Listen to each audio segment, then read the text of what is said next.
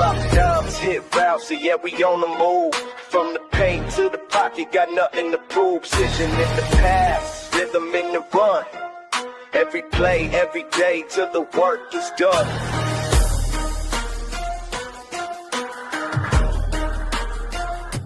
Yeah. Step on the field, I'm reading the D. Eyes wide open, ain't fooling me. Pump fake sidestep, I'm breaking the press from baseline to sideline. I'm bringing my best, snap back, quick glance. I'm calling the play, hoop dreams and touchdowns. I'm making my way, no look behind the back. Fred in the scene, every angle, every shout. I'm chasing a dream. Drop times, hit routes in the deep, no doubt. From the field to the hardwood, hear the crowd shout. Pass it, dish it, through traffic. We find. What is up, everybody? Appreciate you for tuning in. We are back with another Passion and Precision episode. We got lots to talk about. We're going to talk about the NBA trade deadline. It was probably a little more active than we might have thought, but kind of sift through it and see if there's really any real impact that was made by any teams and any teams who we might be surprised that didn't really make any moves. We're going to talk, obviously, Super Bowl happening Sunday. Got to touch on that, get some predictions in. We'll talk about Key's Philadelphia Eagles and kind of what's going on there. It's kind of fascinating seeing kind of the changes and I guess the drama working behind the scenes there. Discuss that. And, final burn at the end of the show, obviously, with some other topics in there. And what's up, Kerm? Already in here. Appreciate you. Talk about the Sixers. Feel you. Okay. And look, we're hoping Jorian midway through the show, but we're gonna go through and give you the same entertainment and the same enjoyment. But before we get into that, Key always in the building. How are you doing? It's good. It's another Friday night. I'm ready for the snow to melt. For the people that's down in the southern states, we still got the snow. It ain't snowing, but it's still around. People still got chairs out trying to see the parking spots. I just want it to melt. That's all. But other than that, we good. We good. Okay. I mean, yeah, that is fair. I know about it from being in Boston. Snow stops falling, and it's like a week, still trying to get it out. And, it hardens, and that makes it even worse. It's a whole process. In the Southeast, it was still, I guess some parts had some snow. Yeah, that is true. But yeah, let's start with where do we want to start here? Let's start with the Super Bowl. It is Sunday. We got to talk about it. Sijin, what's going on? My squad versus yours. We'll see who comes out on top. But looking at the Super Bowl, obviously we have the Patriots, we have the Seahawks, two really good teams. I feel like when you kind of look at them, they're somewhat similar.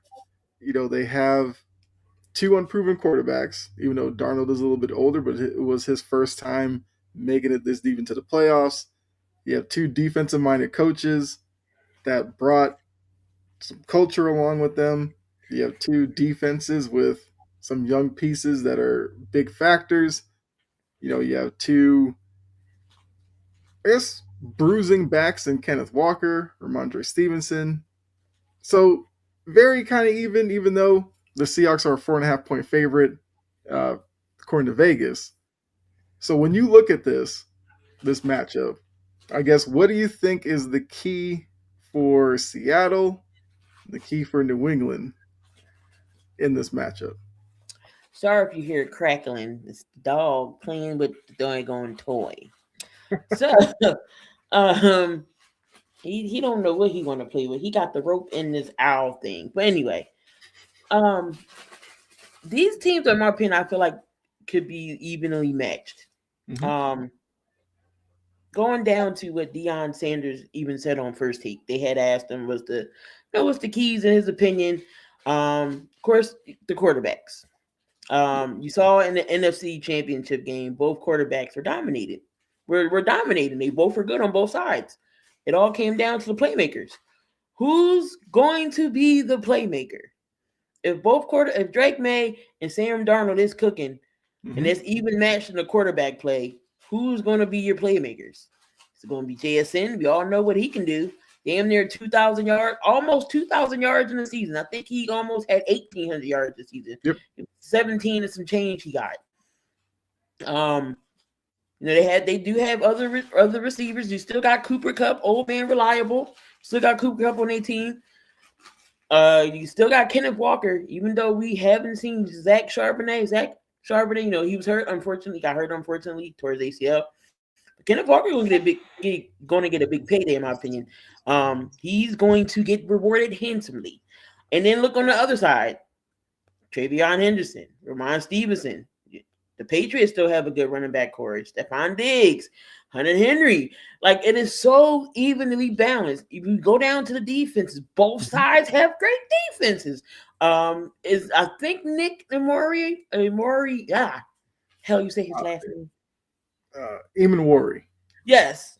He was hobbling around a little bit. I think he'll be good to go. He better get that patty shot. Just give him the patty shot. He'll be fine. Yeah. You still got Tariq Woolen back there. The defense is good on both sides. Again, you got Gonzalez. I'm sure will travel JSN. Milton Williams on the defensive line. This game, I wouldn't be surprised if it's a defensive game. Mm-hmm. But I don't want it to be boring. Everybody know defensive games are boring. It's who won it more? Who's won it more? But I'm going to maybe give the slighter edge to Seattle. It's not going to be a blowout. I think Seattle can maybe win by 10 at the most. Between 7 and 10 points, I think they'll take it. It's all going to be a matter of who's going to make less mistakes. Which Darnold are we going to see? He can't. The biggest stage, he cannot see ghosts. He cannot. Sam Darnold's come a long way. The Jets. We all know how you went to UCLA, but we already know how quarterbacks are with the Jets. Mm-hmm. So he stayed with the Jets organization. They was like, "No, Darnold, you're washed. You're old. You're trash." So they ship him off to Carolina. You saw what happened to Carolina. He didn't really do that great. So you know what? Minnesota gave him a chance. What happened with Minnesota? Took Minnesota to the playoffs, 14-3. Minnesota, how y'all liking that right now? How y'all liking that? Shouldn't have gave up on him so soon. Now he's with Seattle, going to the Super Bowl. And again, coaching matters. Mike McDonald, hell of a coach. Mike Vrabel, hell of a coach. Second time winning coach of the year. He won coach of the year in Tennessee. Coaching matters, y'all. Coaching matters. You can have all the superstars in the world on the team, but if you don't got no coach who can't drive it, who can't tell you, who can't manage it, you have nothing. Nothing. Got nothing. So coaching matters. Organization matters. Ownership matters. Everything trickles down to now. So these are the two best teams in the AFC and NFC that's going to go to battle on Sunday. And I got the Seahawks. Okay. Look, I agree with you. I think it's going to be a very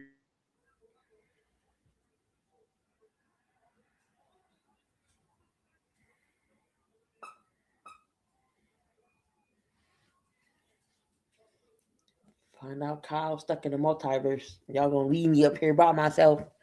If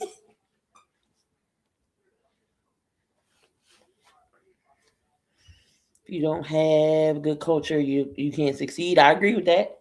Definitely agree with that.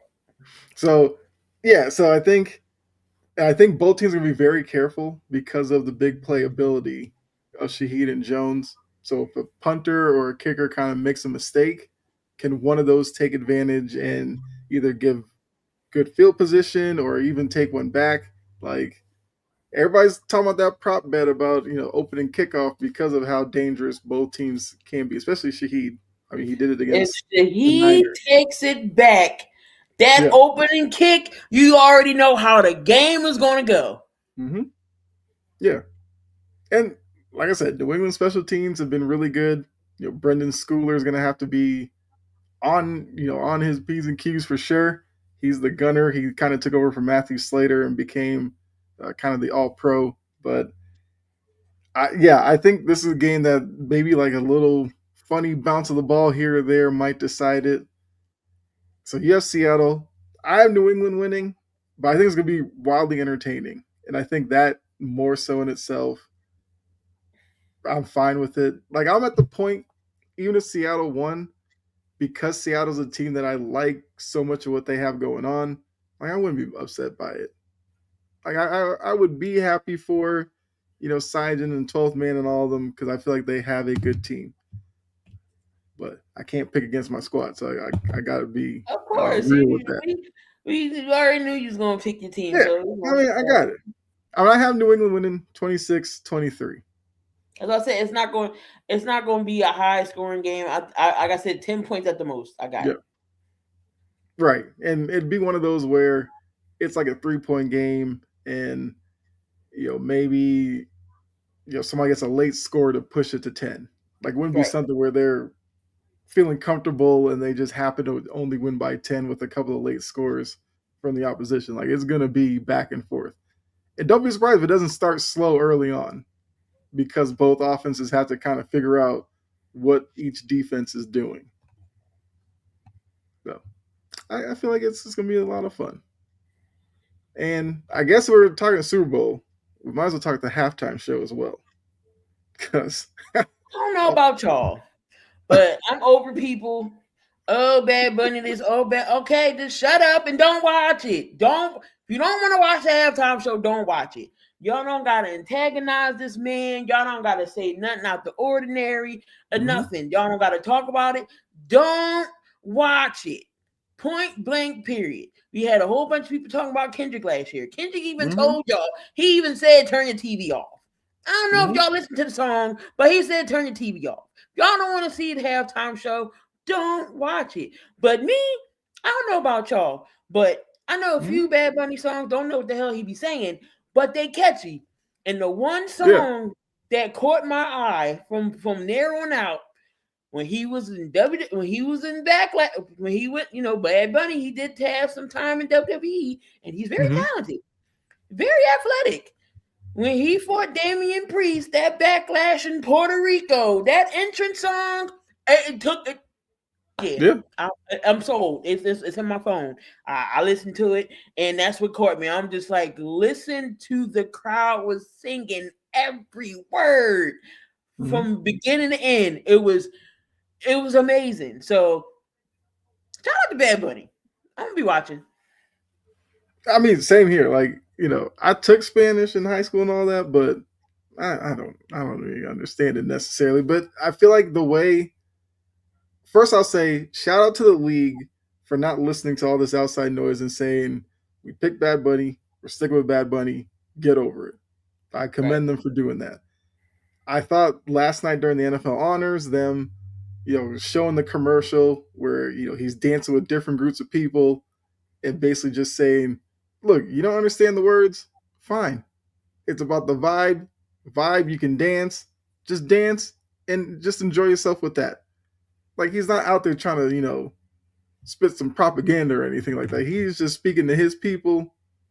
There's no problem with it. And I think he's going to put on a great show because, like you said, I remember that WWE event. And just in that little moment, he put on a show. So you feel like if you gave him 15 minutes or so, he would do great service to the NFL. Eric Dickerson, though, I don't know, man. I hope somebody needs to hook him up with a book because he's still talking about, why didn't they pick somebody like from here? And it's like, oh my God, part of the US. Like, you gotta get over it. Y'all gotta adapt. Y'all gotta adapt. I got it. Yeah. What's up, Bo? I mean, look, that whole thing is such a mess. Like, because it's crazy how so many people look at the decisions Jay-Z and the NFL make, and they go like, "Oh, they're just excluding certain people." So then their response to that is to come with an alternative one to exclude other people. Because look, put my hand up. I couldn't tell you one thing Kid Rock got going on. Nothing. I couldn't tell you a song or nothing. It's been years. What are so we you doing? Tell me you're gonna counteract Bad Bunny with Kid Rock. I'm sorry. That would never be enough for me to be like, yeah, I'm good on Bad Bunny. No, like y'all gotta do better with that. But we shouldn't even have that in place anyway. But that's whatever. People are welcome to do whatever they want to do. And technically, if that's all you were gonna do is, not watch Bad Bunny and watch the alternative one, that's your prerogative. Like, you are allowed to do that. Nobody cares that you're doing that. But like you said, I don't want Monday morning social media to just be flooded with, "Oh, that was the worst halftime show ever," because that's what it is every year. But Kyle, that's what they're going to do. They said it last year. Oh, that was terrible. You know why it was terrible? Because that's what we're going to hear. We're going to see. The music wasn't for you. That's all. The Super Bowl. I mean, the Super Bowl is all about the game, and of course, it's all about the halftime shows. They already ranked the top 10 halftime shows. Of course, you got your Michael, you got your Prince, you got of course you got Janet and Justin, you got Kendrick. There's Dr. Dre, Snoop, Eminem. They're in there. So of course, J-Lo, Shakira. So I mean, of course, we're going to we had some good ones. Rihanna, Justin, Usher. Yes, we've had good ones. But y'all gotta get over this Bad Bunny. Don't watch. You don't want it. Don't watch. Hold on, Jory.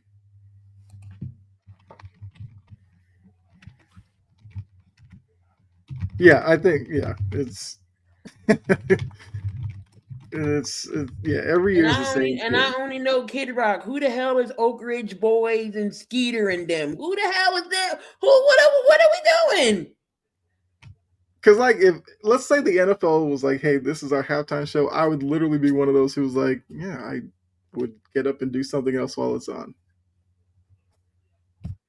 I'm not going to sit there on social media and act like it's the worst thing that's ever happened. But we're going to see it. I'm going to see it. I got people on my timeline that be saying, oh, this is terrible. Last year, oh, Kendrick, this is terrible. Mm-hmm. It's not your cup of tea. I don't want to. The NFL can't cater to everybody. I'm telling you, it's the old people, it's the older generation that don't understand. They y'all want to see Hall and Oates and no offense to Coldplay, but Coldplay and everything else. Like, we watching a good, especially if the game is kind of boring and you need that pickup. Nobody wants to see something slow. Right. Hey, Jory. First of all, why do they want to see Coldplay? So they can get caught cheating? I was just using them as an example. Coldplay did it. Nobody cared that Coldplay's not American. Right. Coldplay did it with Beyonce, and I think it was Bruno Mars. Somebody they did them. It was Coldplay and Beyonce. But Coldplay aren't American. Nobody cared. U2 did one, the one that everybody loved after 9/11. They're not American either. They're Canadian. Nobody cared then. Did I watch those Ted movies? I think I saw the first Ted movie. And look, they're going to go through this again next year. It's in LA next year. Be prepared for. Yeah, we're going to see some shenanigans next. It's going to be somebody we don't know when it's going to be either a rapper or a singer. They're in LA. Yeah. And I know for a fact that the year after, when it is in Atlanta, don't bring no damn Maroon 5 to town ever again. No, if it's going to be Atlanta, you already know if Jay-Z is smart, he's going to have the Atlanta people. Ludacris, Jermaine Dupri. Say what y'all want about Jermaine Dupri. But Jermaine Dupri, he's going to have those guys. That's going to be a hell of a halftime show. Yep. So look, if the performer isn't for you, we don't need to hear about it. Find something else to do. Keep your ignorance to yourself. That's what the hell is wrong with society today. Yes. Didn't see Nelly, but I saw his wife in concert. All right. That would be wild if they did pull out Nelly out of nowhere. But yeah, so Jory, now that you're in here, I guess, what do you have as the biggest X factor, and you have winning on Sunday?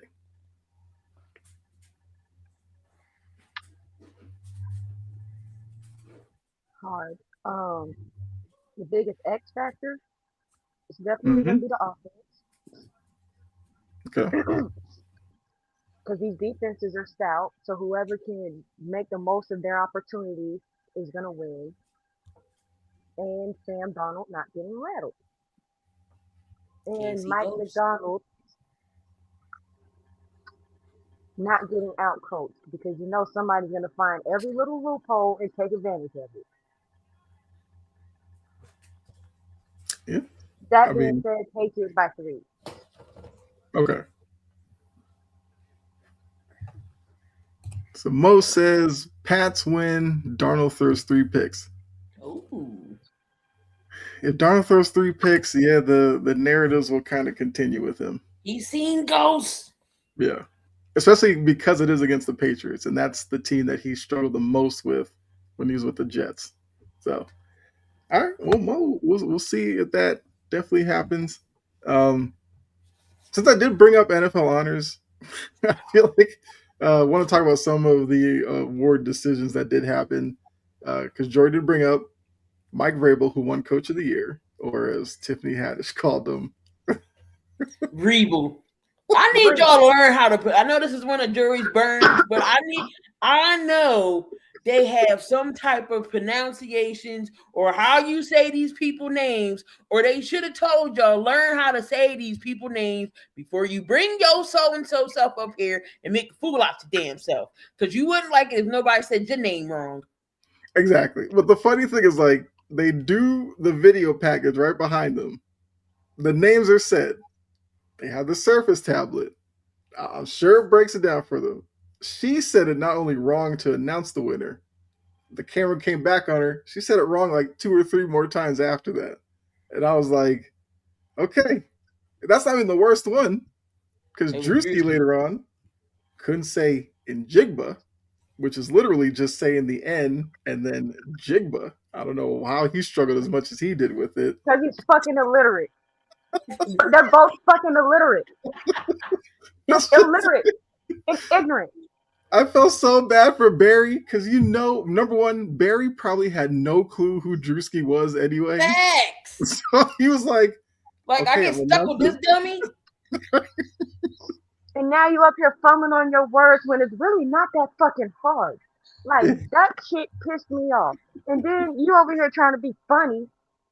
And he did that shit on purpose because he pronounced it right the first time, and then he went into a blah, blah, blah, blah, blah, blah, blah, blah. Mm-hmm. He was this close to saying Jackson, another slur. Yeah. Right. I thought that's what he said at first. Right. I thought like the last one before he kind of looked up, I was like, they sure they wanted to let that one get through the censors, but yeah. And then he posted it like it's some shit to be proud of. Motherfucker, we proud of being illiterate and not being able to pronounce our words? Yeah. And then with Miss Haddish, motherfucker, you ain't been funny since Girls Trip. Now you over here sounding like, I swear I know how to read. No, the fuck you don't. Because it's not that hard. Ooh, this is nice. It don't smell it's not that hard. It was the thirst. Vrabel. Not Vrabel, not whatever the fuck she said. She said Vrabel. Burn from down under. How you doing from Australia? In what fucking language does an A make an E sound? You can clearly look at his name. It's V-R-A. Where does she get Vrabel from out of that? She can't fucking read. If he's a literal ass comedian, get on my damn nerve. That's why they ask comedians with no fucking degree. Because they're illiterate. So And let's I'm just not getting on the people who are actually qualified. I'm right. talking about these two asshats. Look, Matthew Stafford's four daughters could probably say people names better than grown-ups. Mm-hmm. And they was Yeah. all too cute. I was like, oh, look at them. They got the same dress on and everything. Mm-hmm. I was kind of surprised he didn't go with the wife, but he left her down there. Don't get me started on that. Leave Kelly ass in her seat. Kelly and Brittany Mahomes, right wherever the fuck they at. I mean, she was there. I was like, I thought she would take the chance, get on camera, be up there. But yeah. Like, wait a minute. It's not that damn hard. Like with Drewski, I could tell you graduated with a 1.5. The fuck? Not a 1.5. Yeah. But it's like that's Ben Simmons average. But it's just like for Drewski, all he literally had to do was go JSN.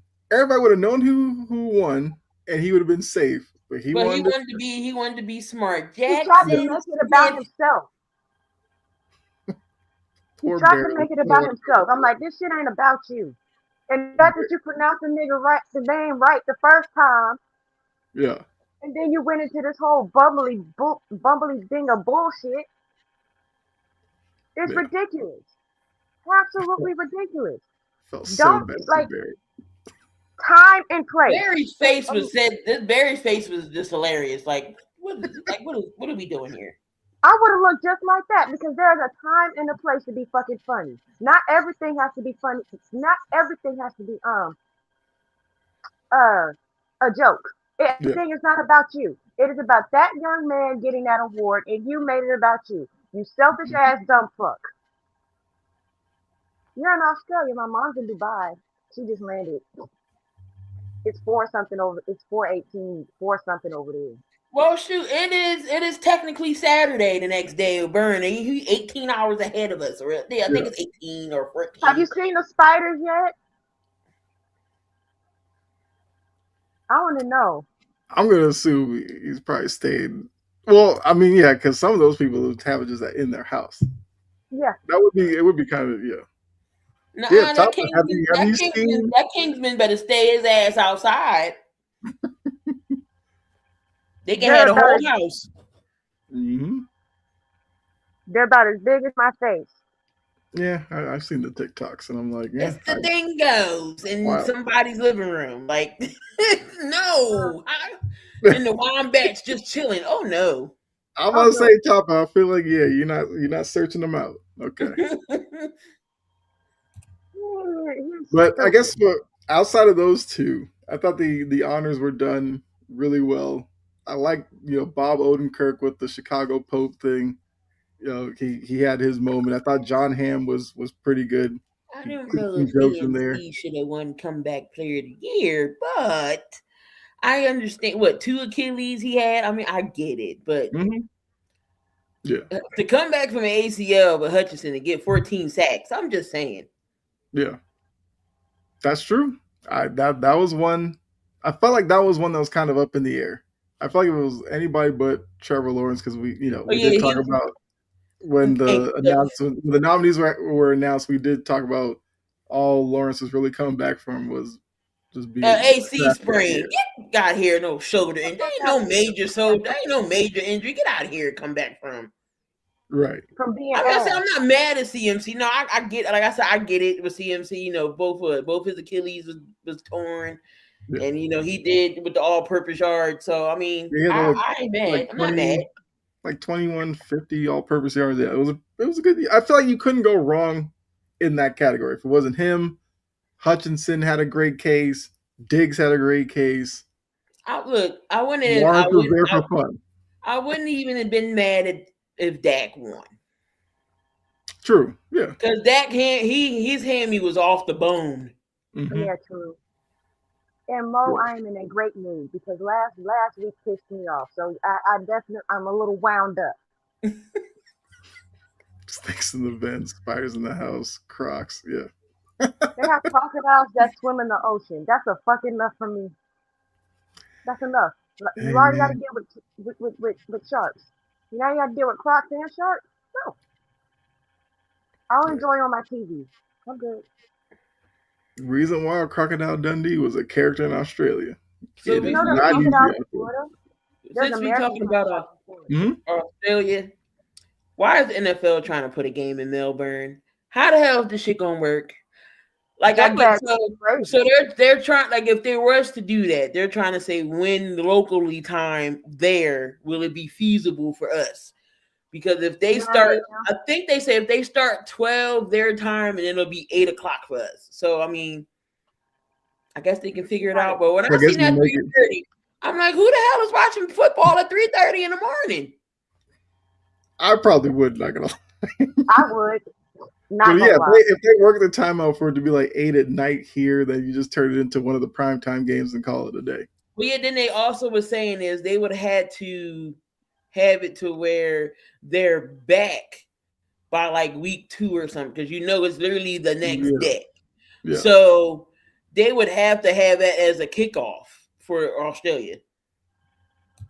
That is, well, yeah, because they play rugby there, so them getting into football is not too much of a leap for them. Maybe get a koala to run out on the Only field or something. imagine. See, that would irk my nerves. That plane ride would kill me.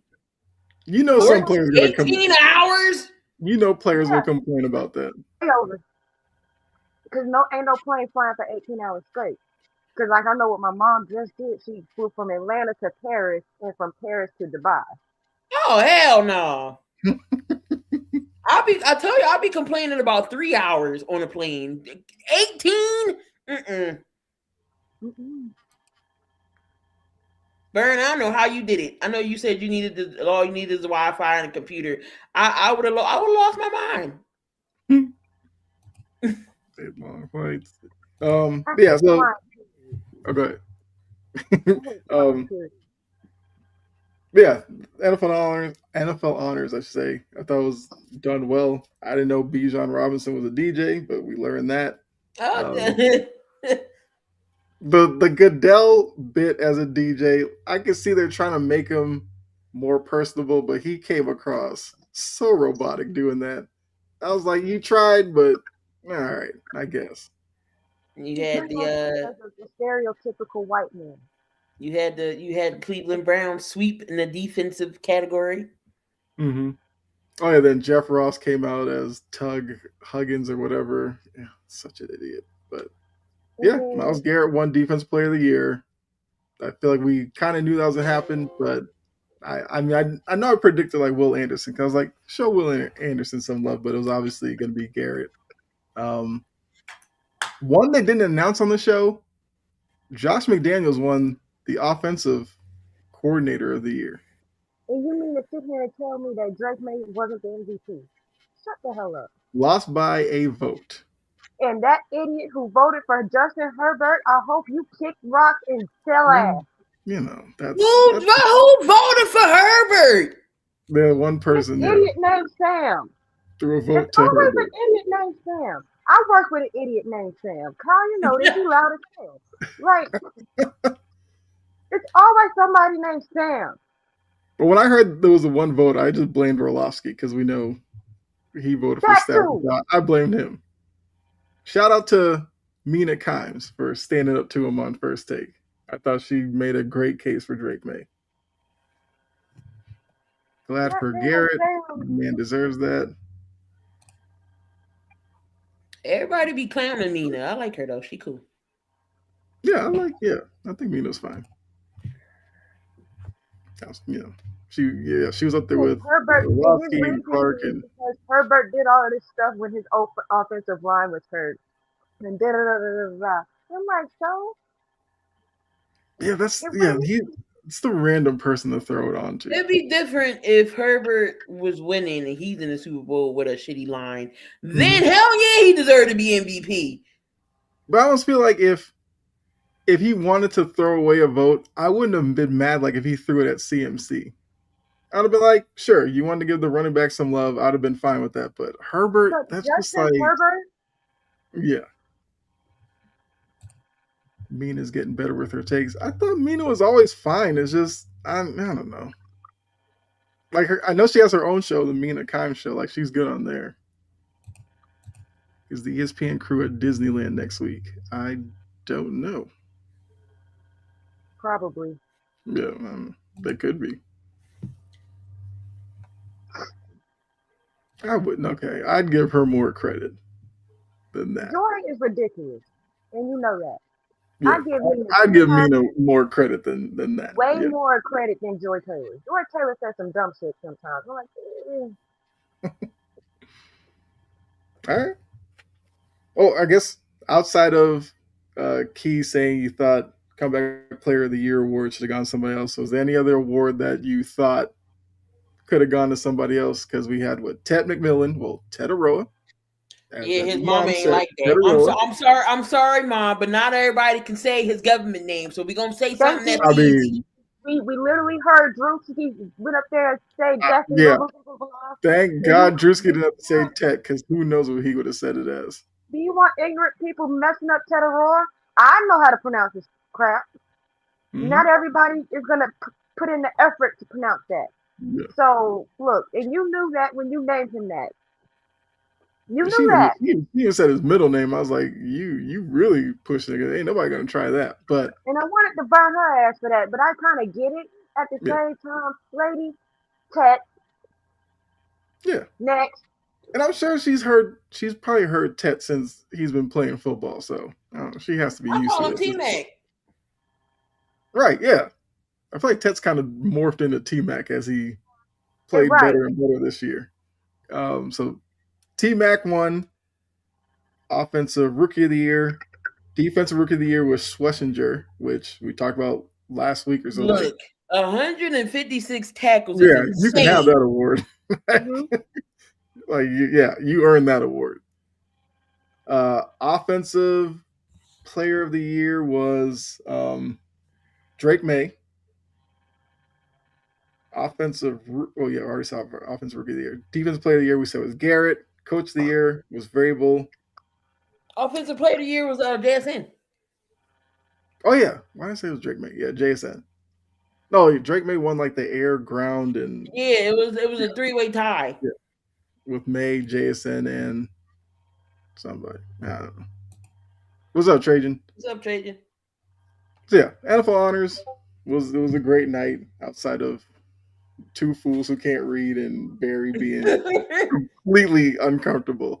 Oh, here we go. Feel like Abdul Carter. So yeah, Abdul Carter is interesting. Like his numbers don't really jump off the page, but I think what works for Abdul Carter is like he led the league in pressures and not necessarily sacks or anything like that.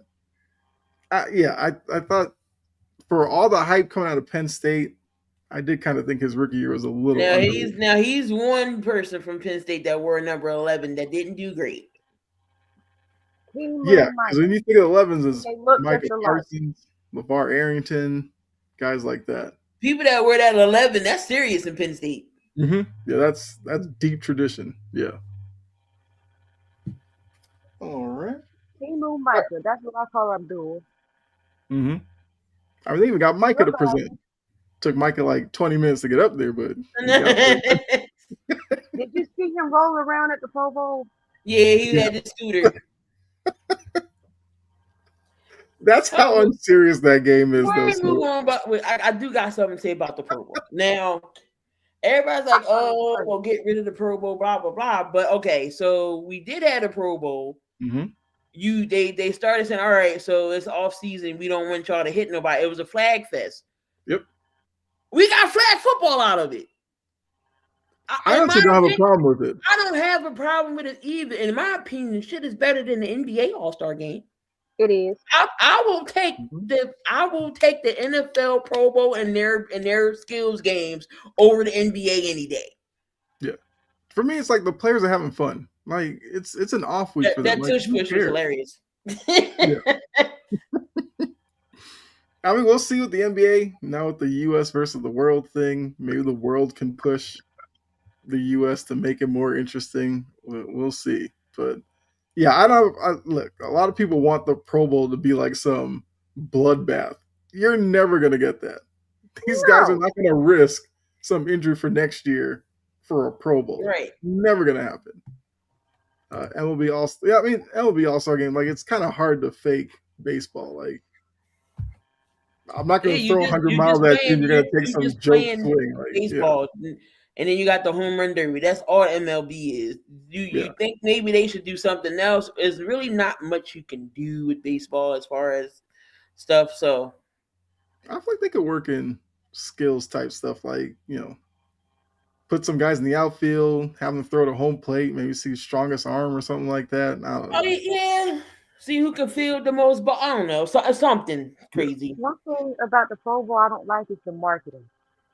They don't market it properly. I mean, it was on a random Tuesday night. They clearly did not care about that game. I even like how out of all the All-Star games, I guess MLB is like the least favorite one, and then it's the NBA.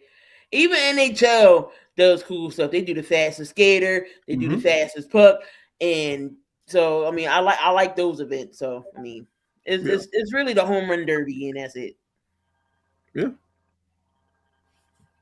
So sticking with Super Bowl, we'll talk really quickly. Tom Brady's catching some heat because he won't just openly say he's rooting for the Patriots. And I get it. He works for the Raiders. He works for Fox. I guess he's trying to keep his media hat on. I feel like if he's going to say he doesn't have a dog in the fight, just give us a prediction. Like, Patriots fans, I feel like would probably be mad for like a day if he picked the Seahawks to win, but they would understand he's media Tom now.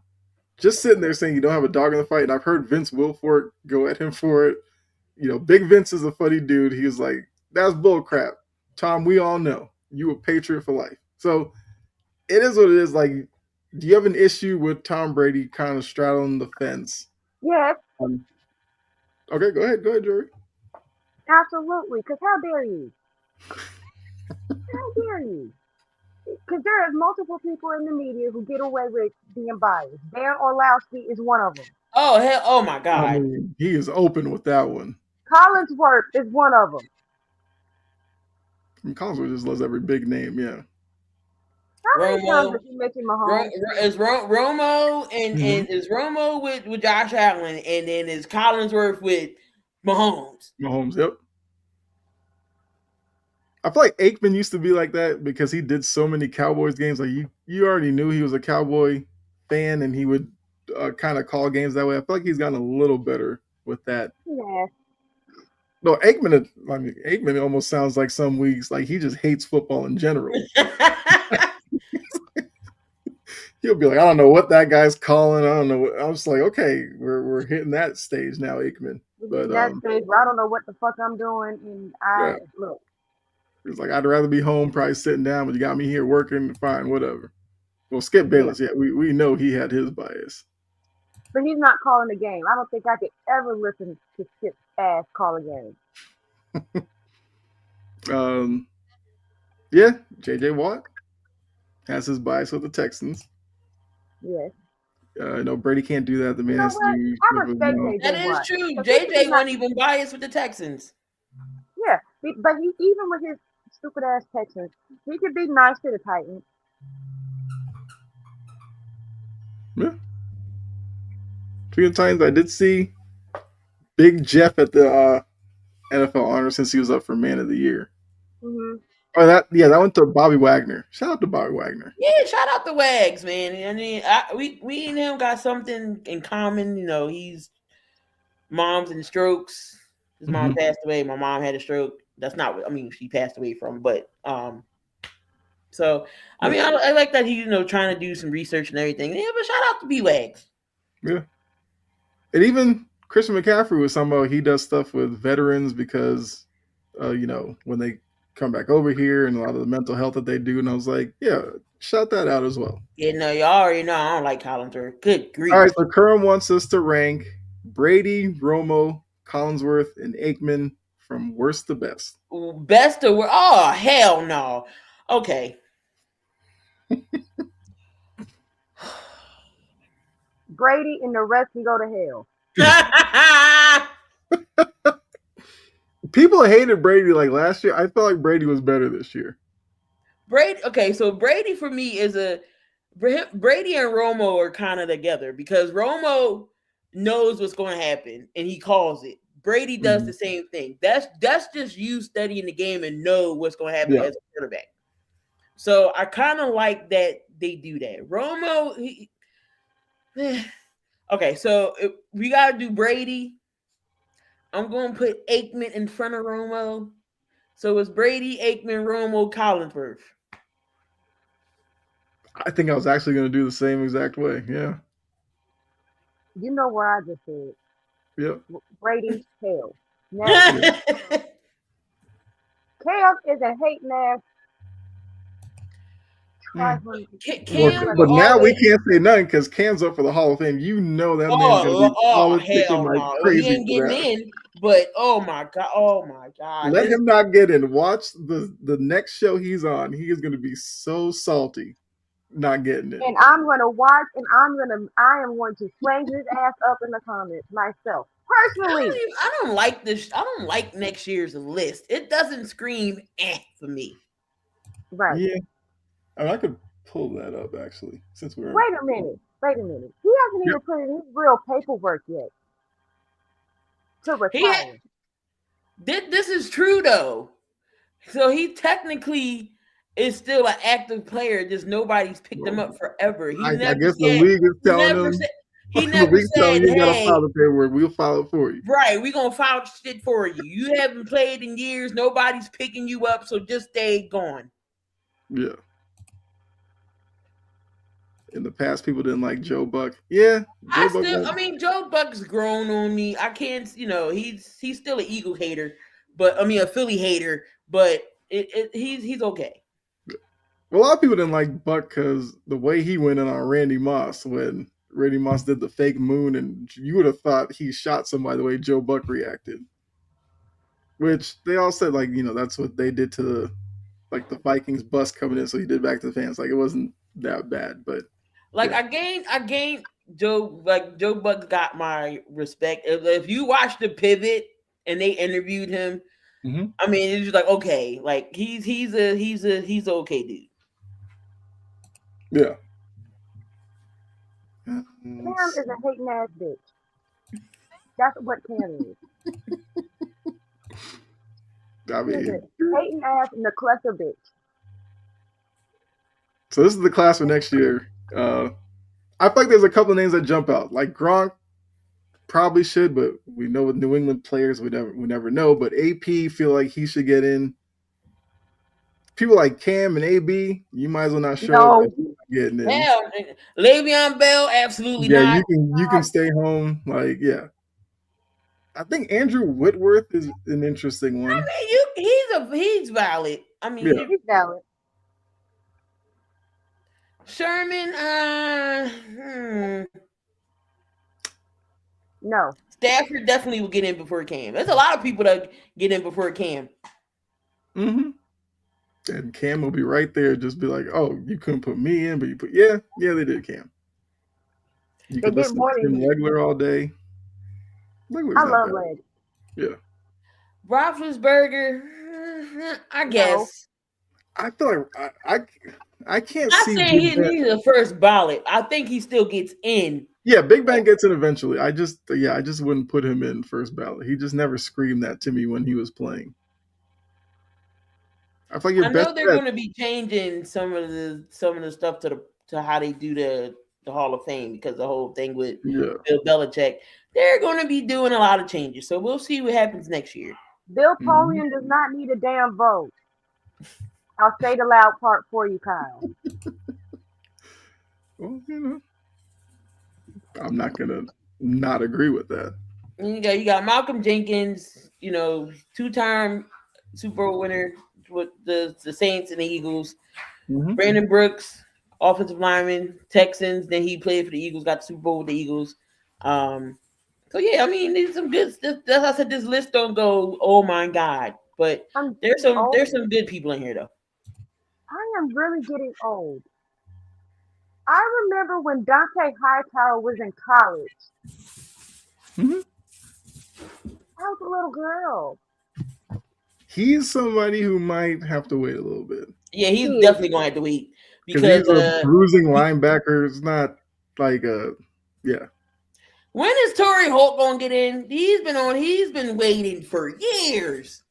I mean, Roger Craig just got in last night, which that man had been waiting for so long to get in. He didn't even open it. He opened the door before freaking Ronnie Lott got there. But Roger Craig, you saw it meant so much to him to finally get in. He walked out. He was thankful for the crowd. You saw the tears in his eyes. Crazy, I was like, the first player to have 1,000 yards rushing and receiving, and you mean to tell me this man got to wait 99 years just to get in? That's ridiculous. Mm-hmm. It's the same Hall of Fame people who changed the rules to keep T.O. out. Well, we knew T.O. was never going to be first ballot. The amount of people that could not stand T.O., I knew he wasn't going to be. That's why he had the Hall of Fame speech at his school. That's why he had this Hall of Fame speech at his school. He said, F y'all. Mm-hmm. At the end of the day, the numbers don't lie with T.O. Yeah. Say what you want about his antics, but that man caught everything that was thrown to him. Mm-hmm. Yeah, he did. And I guess speaking on the class, last night was Roger Craig. Oh, sorry. Say it again?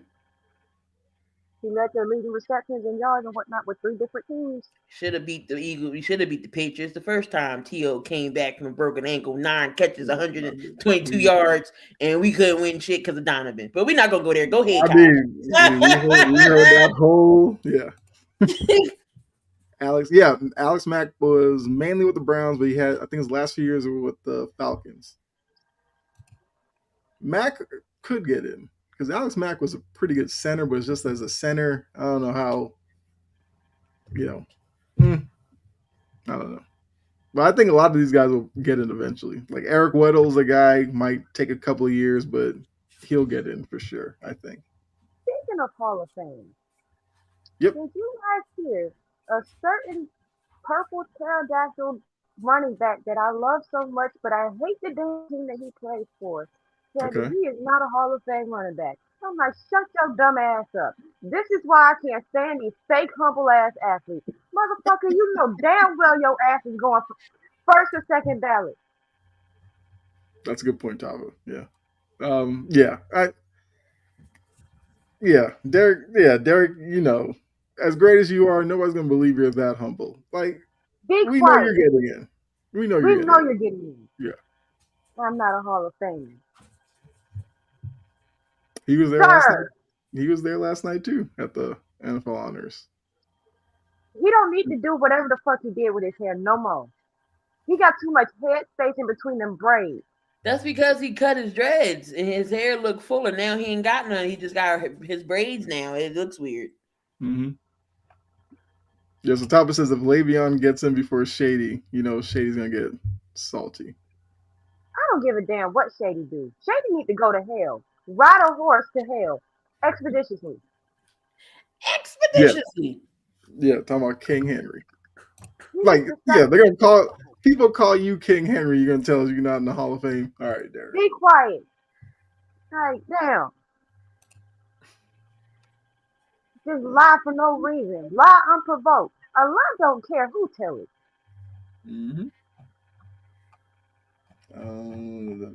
Unprovoked. Really quickly, the class from last night, Larry Fitzgerald got in. Luke Kuechly, which I didn't know if Luke Kuechly was going to get in right away. I'm glad he did. 8 seasons.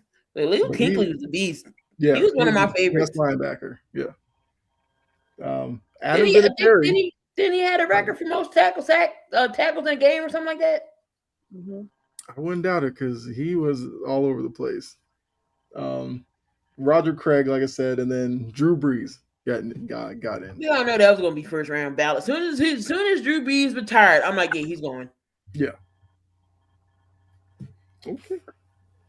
They better keep Brady out of here. And keep Gronk. I mean, they might have. I guess they have to keep Brady going. Brady not till 2028. But it seems like they're going to keep going with all these Patriot people. Are going to make them wait. They made Vinatieri wait, even though I guess Vinatieri is being recognized as kind of a cult because he played more years in Indy, even though most of his big kicks were in New England. Most of the big kicks was New England. Either way, Vinatieri is still a banging, good kicker for what he did. Yeah. Like, Some of New England's games was won by Vinatieri. Strictly by him, yep. Fred Taylor once again snubbed. Fred Taylor, he was for a little stretch, like he was one of the best running backs in the league. I agree. I don't know if Fred Taylor gets in or when he does, but I think Fred Taylor is kind of underappreciated. He can't get in before Derrick Henry gets in. Freddie T. I thought Hightower was already in, so I saw Big swept under the rug Ben. No, their 5 years is coming up. Yeah. But now you're going to start seeing a bunch of players, like Jory said, that's going to make you feel like so old now that they're up for the Hall of Fame. So, but that's how it goes. All right. Let's go to the Eagles. Oh, God. The Eagles are going. Look, we thought last year just on the field was enough drama for the Eagles. Now, getting to the offseason, we have, guys who might retire. We got coaches just walking out and leaving, pulling the Jim Schwartz, which I don't know if you saw that Monken, I guess, got Schwartz to quit. So that's hilarious. We can talk about that a little bit later. But, yeah, so now it's like, if you're on the outside looking in, you feel like clearly Sirianni is a problem to some people, and maybe they're just distancing themselves from him. I mean, Key, this is your squad. Like, how do you view this? Because now with the O-line coach going, I think that's like the panic button one for a lot of people. With him leaving, now it's like what's really going on here? Oh, Where's the graphic? I got you. Yeah. Because it's another episode of Days of Our Lives, Philly edition. Hold on 1 second. I guess I gotta break this down for y'all. Yes. Jesus Christ. There's a lot of moving parts. Mm-hmm. A lot has happened. Patullo got fired, or he's still there, half fired. I don't know how you can half fire somebody, but whatever.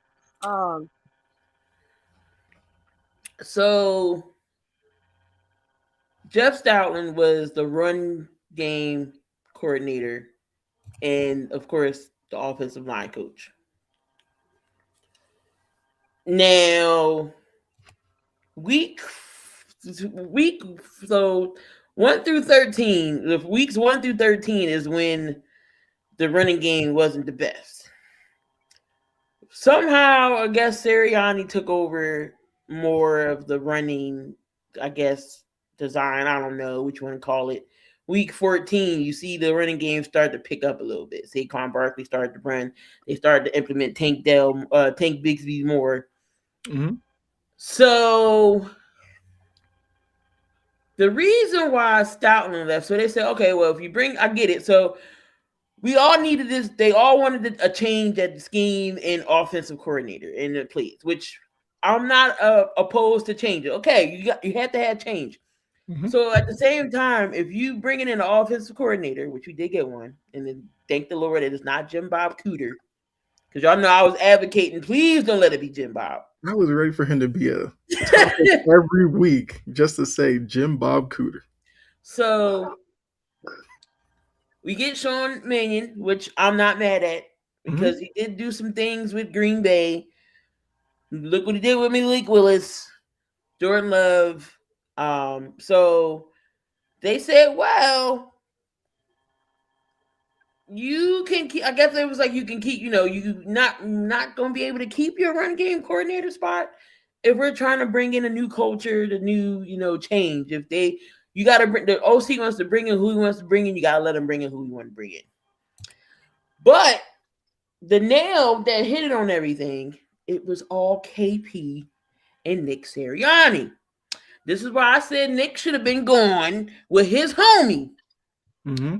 You're going to switch and change it up and didn't involve Stoutland. You didn't tell him nothing. You didn't tell him changes was coming or nothing. So how are you leaving this man underneath out the loop? Yeah. So that was the last straw there. So it was always a KP and Sirianni issue. Here's my thing.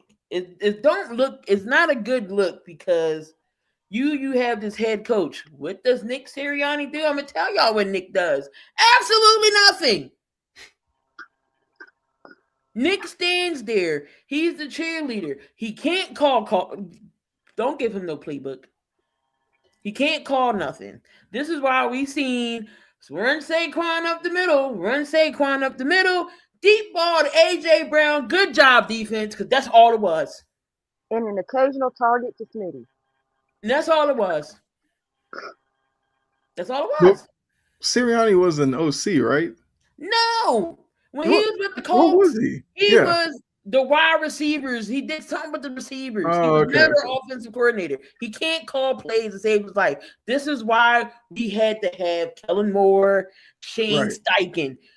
Okay. Whenever they went in-house, shit never worked. Brian Johnson. How did that work out for y'all? And you hired Kevin Petrillo, who didn't do nothing. How did that work out for us? Everybody knew what we were running. Mm-hmm. And then Nick gonna say, we just added. What the hell did he say that pissed me off? Oh, we were just adding stuff to add. What? So now Landon Dickerson don't know if he's coming back. Landon is hurt. Mm-hmm. Landon has always been hurt. Landon's been hurt since college. He's only 27. So it's not. If Landon don't come back and he retires, it's not because of the whole Jeff Stoutland situation. Landon is broke all the hell up. It's never been fully healthy. And offensive linemen are already wired differently. Like if they got to retire because of injuries, like it's real bad. ACLs after ACLs, ankle issues, knee. We already drafted him hurt. Yeah. Lane Johnson, he may have another year. Now, we already knew Lane was in the later of his career. I'm not mad about Lane, but Lane exposed a lot of things. And I always tell y'all, if Lane talks to the media and starts talking about the offense, it's a problem because Lane is quiet. Mm-hmm. He don't say nothing. He go out there and do his job. Mm-hmm. Lane exposed a lot of things too. It was a lot of Kevin Petrillo and Nick Sirianni. His ass is hot, and the season didn't even start yet. I'm calling it now. Mid-season, his ass is gone. I mean, it definitely is like leaning that way that they have almost taken away everything that if Sirianni wanted to use as an excuse, they've taken all that away from him. So now it's like when he gets called in the office, they're going to be like, so what is it that you do here? If he doesn't have a good answer, they're going to be like, turn your key. You can go. We'll send your stuff home to You're to right. your Don't address. even go back to the locker room. Yeah. We will mail it to you. Yeah. Leave the key card matter of fact, just give Dom the key card. Dom's going to show you out. Nick, I'm sorry. We had to do this. Give me your key card. You can't come back in. I will send you your stuff. Mm-hmm. So yeah, that's what's going on. Like I'm optimistic, but I already know I'm going to have my liquor filled on Sundays. Going to have my blood pressure cuff and some gummies ready because I'm going to need it. I do, like I said, I like Mannion. I'm optimistic of what he can do. He's a younger guy, somebody that's a younger minded that could, see things. It helps that he was regardless if he was a good quarterback, he still was a quarterback in this league, so he knows some things. I like who he brought in too. The run game coordinator from the Packers, so he knows what to do. And Josh Jacobs wasn't no slouch. Yep. So I'm liking what we doing. So we just gotta nail this draft. And resigns. He just has to nail it. He can't half-ass it. He has to grip players. Offensive line has to be a need now because we don't know what Landon and Lane's going to do. So that's what's going on in Eagle Land. It's a mess over here in Philly. It ain't just the Eagles. It's the Sixers too. Because Daryl Morey don't know what the hell he doing either.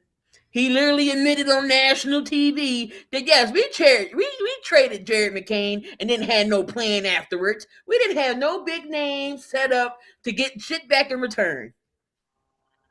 So yes, you traded this man for a Will Smith CD and a nasty ass banana annihilators. I mean, we will talk about the trade deadline later. That was a move I was kind of surprised by. So you pretty much just gave up on him. You gave up on Light Skin. You gave up on him. Now he about to go to an OKC team and kill the second unit. And kill it with the second unit. Mm-hmm. Yeah. Jory, I guess, because obviously you and I, we're not Eagles fans. So, like, your perspective of what's going on with the Eagles. It's a combination of everything. Mm-hmm. But we usually don't see everything just go straight to hell in a high basket at one go round. It usually happens in phases. Like even with my team, we went through hell, Mm-hmm. and it started when Taylor Lewan got hurt. That's really when it started. And then his doctor messed up the ACL. Then the line was messed up. Then the offense couldn't do shit. Then AJ got traded. Then Vrabel got fired. Then Rand got fired. Then they hired dumbass Callahan. Then Callahan gets fired. It usually happens in phases, right? But this, I don't. It's like a bomb dropped on Philadelphia of dysfunction. Am I lying? No. The Eagles are one of the most successful dysfunctional teams I've ever witnessed. Well, just look at it. We had to go through Chip Kelly. Mm-hmm. We had to go through Doug Peterson. We had to go through cutting Carson Wentz and taking that cap hit. But then we go back to the Super Bowl. Came back, took a year off. Then we went back again. Lost that, then went back and won it. So I mean, yes, we dysfunctional, but we not a bad like our like owner and GM ain't terrible. Mm-hmm. Right. So you're functional in the right places, but dysfunctional. The football operation can be a little dysfunctional. Yeah. You don't have ownership issues. You don't have front office issues. I'm actually with my team. Sorry to pivot because I'm responding to Crumb. Yeah, to the current comment. I'm actually very optimistic about how I love how they built their staff. Yeah, they Because give you tell me 3 Ball brothers. all first team all ball. We got Robert Saleh as the head coach, but getting Dayball and Gus Bradley as coordinators, that is 3 people that have head coaching experience as coordinators. Well, yeah, that's 3 former head coaches. Yeah. How they do to fill out the position coaches, I'm gonna do my research about that because I know they fill them out a little bit. I just don't know them yet. Mm-hmm. There's been a lot going on, but I'm very patient. We have a high draft pick. We don't need a quarterback. I want Ruben Bain Jr. Jeffrey wants Ruben Bain Jr. Yeah. Jeffrey also needs to hurry up and get Tavondre ass in shape. I know it's not a choice. Tavondre doesn't really have a choice because that's what Jeffrey said. So hurry up and get his ass in shape. I feel like he should be motivated because if you're Cam Ward, you're happy with what happened. You got Brian Daboll, a guy who worked with Josh Allen, bigger, strong arm, mobile QB. Cam Ward fits the same mold. If you're Jeffrey Simmons or anybody on that defense, Tavondre, you have Saleh and Gus Bradley in your ear. If there was ever any time for Sweat to get into shape, this is the off season because you got to impress those new guys who know what they're doing and could probably get the most out of you, like do the Jeffrey Simmons thing. Jeffrey went off, lost the weight last offseason. You saw how much better he was this year. That's got to be motivation for T'Vondre. Capacity. And I trust Borg. Borg's been cooking. You were worried about him. You were worried about him when Nagy was, interviewing for the job, but he redeemed himself. He was still to piss me off with that. He's been cooking. Yeah. I want to see how he does this draft. Wait, didn't he draft Cam? Yeah, he was the one who drafted Cam. I think I would, yeah. I want to see what he does with this draft because his last draft, I think that it's gonna be special. Because you get Cam, you go and get what's his face? Elliott. Mm-hmm. You go get Chimere Dike, who was a Pro Bowler as a rookie. I think Femi Oladejo Shala's gonna whoop him into shape. Yeah. That's he's a young pass rusher. He can be dangerous. So I think with this next draft class, I'm excited for. My biggest concern, Amy, stay your ass away. Stay away. Right. I'm not worried about the GM. I'm worried about the owner getting impatient. Yeah. Yeah. You gave Salah the job. Give him a few years to, transform it, get it the way he wants it running. Like, don't put pressure on him to completely turn it around next year, even though you saw a couple of situations where that happened. That's not going to be everywhere.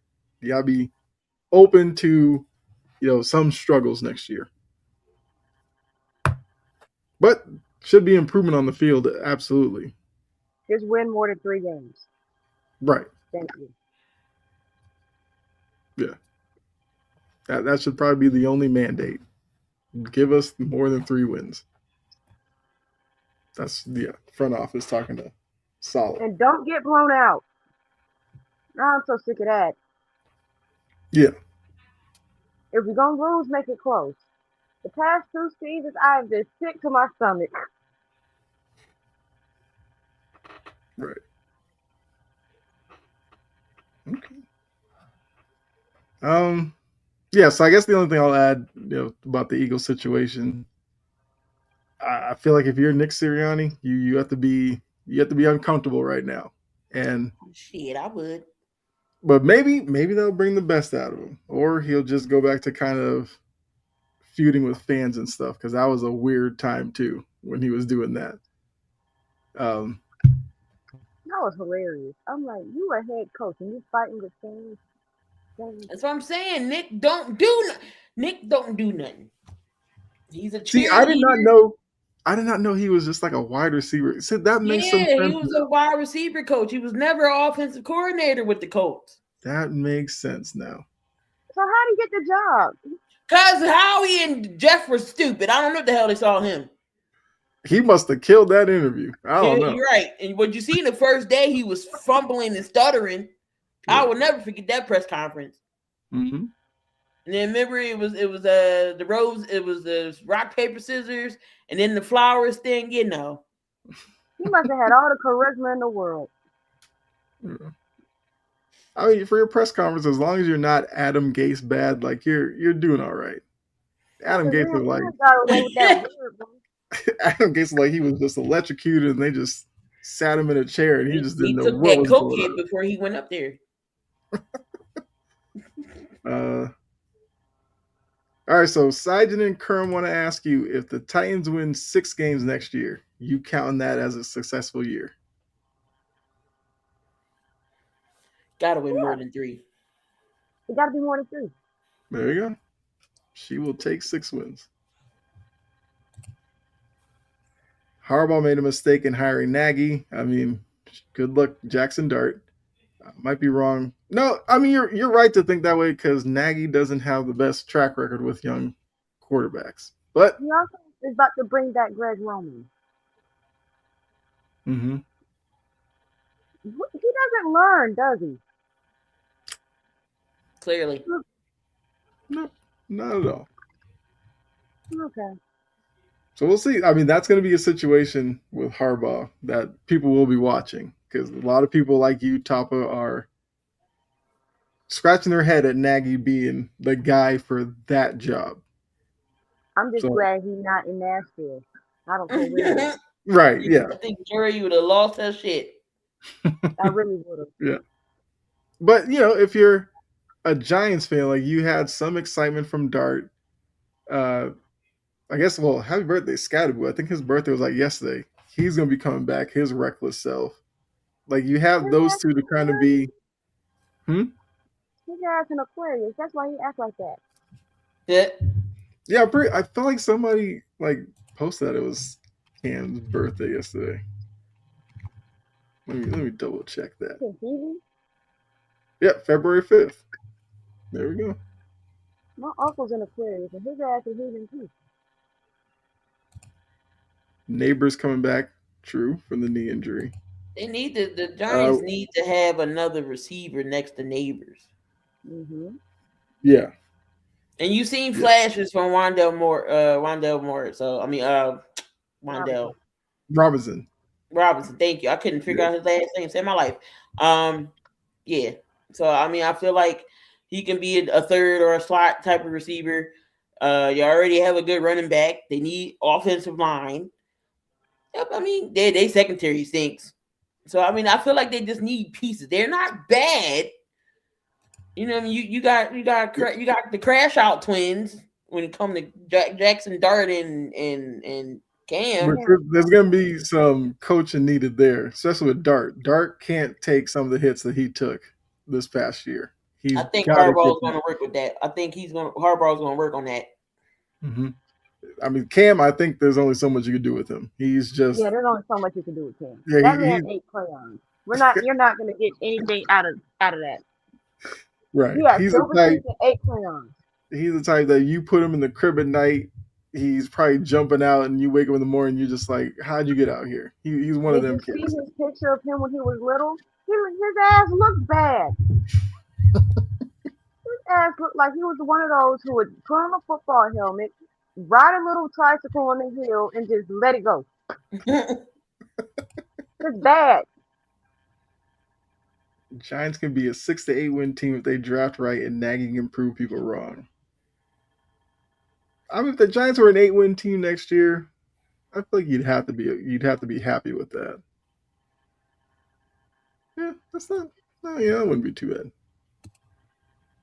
bad. All right, so let's go.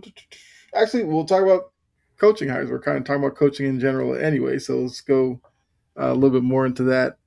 So we know the positions are what they are. Mike LaFleur with the Cardinals, I guess, and Kubiak's supposed to get the Raiders job whenever going to the Raiders. The Seahawks season's over. So after Sunday, that's supposed to be the announcement. Looking now that we have the collective group of coaches, what are your first thoughts? I think we talked about before, who we like and who we don't like, but has anything changed since we last talked about some of these fits and what you do like and what you don't like?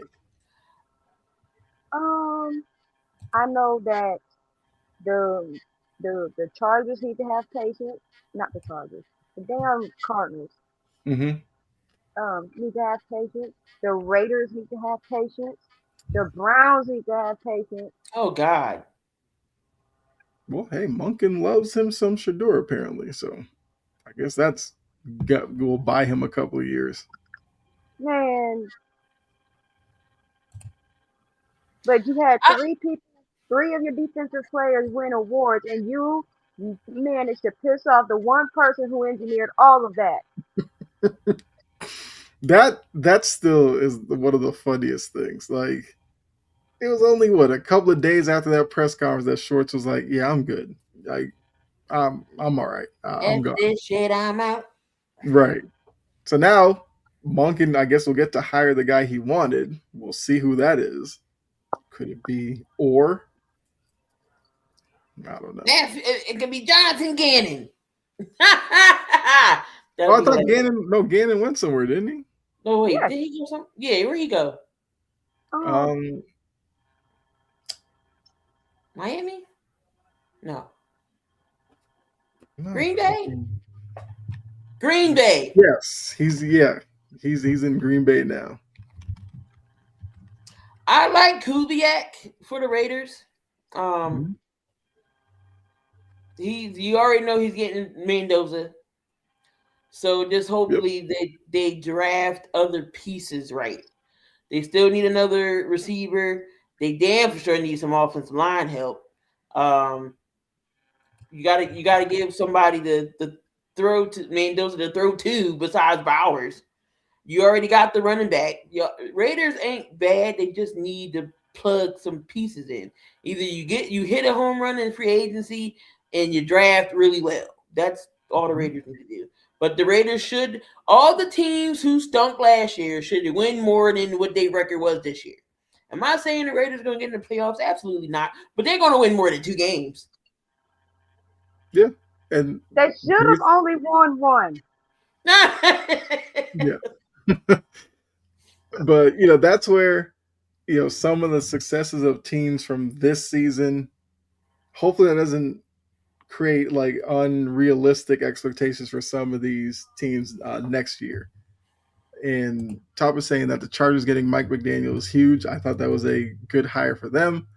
More pressure on Herbert, who's been getting a lot of excuses. The Chargers social media team has been milking that shit so bad. I'm like, bro, they got their perfect coach to be on a fucking camera. Mm-hmm. And then with Mike LaFleur, that's going to be... Cardinals is an interesting job. I'm not saying it's bad. It's just interesting because you still have... Their defense is young, which I don't think they were bad. Offense doesn't need work. It does. You have McBride and Harrison. Right. That's all you got. Well, Connor, I'll give Connor credit. Connor, like every year, he's like steady. He gets 1,000 he's yards. Always hurt. If Connor stays on the field, he's good. Yeah. But is it time to move on from James? He can't stay on the field, and then you're gonna need a quarterback because I doubt Kyler coming back, and you can't keep running Brissett. Right. I know why he keeps getting hurt. Who? Connor? Connor. Didn't he beat cancer? You know that do a lot to your body. Yeah. Yes, he did. Yeah. I think Connor at this point needs to be tandem back. Yeah. I think Connors are using him as their bell cow. He can't do that. Third back, down back type of guy. You have to kind of preserve him at this point because he's still effective. He just can't be your lead back and your only back. Raiders need a little bit more. Papa, he can't live up to the expectations when his quarterback got to look up to him on a good day. He's not playing Call of Duty. And he's not playing Call of Duty and can't see over an offensive line. That part is true. But I do think some of it is on Harrison, too, because there were some times last year where he was kind of halfway going on some of the routes when he knew the ball wasn't coming to him. Oh, that's not a habit. That's not a habit you want early in your career. But part of that could be because he knew who was throwing it to him. But so, yeah, I mean, the expectations I think people put on Harrison was like he was the best wide receiver to come out of college in a little bit. He hasn't lived up to that yet. His dad will get on his ass. Mm-hmm. I can't see Marvin yelling at him because he's so damn quiet. Wasn't Marvin kind of sneaky crazy? Because didn't Marvin have some gun thing? Yes. You know what he did? I remember that story, and I was like, that dude? Yeah. Oh, go ahead, Jory.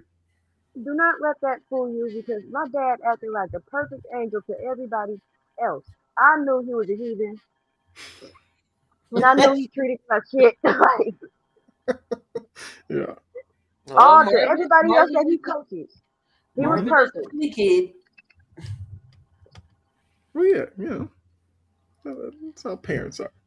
Other people's kids are fine. Their own kids, that's a whole different animal. Exactly. So he's definitely going to get in his ass. Hey, gotta talk about Kyler. We're talking about the Cardinals. Speaking of the Cardinals, Cliff Kingsbury is now the OC with.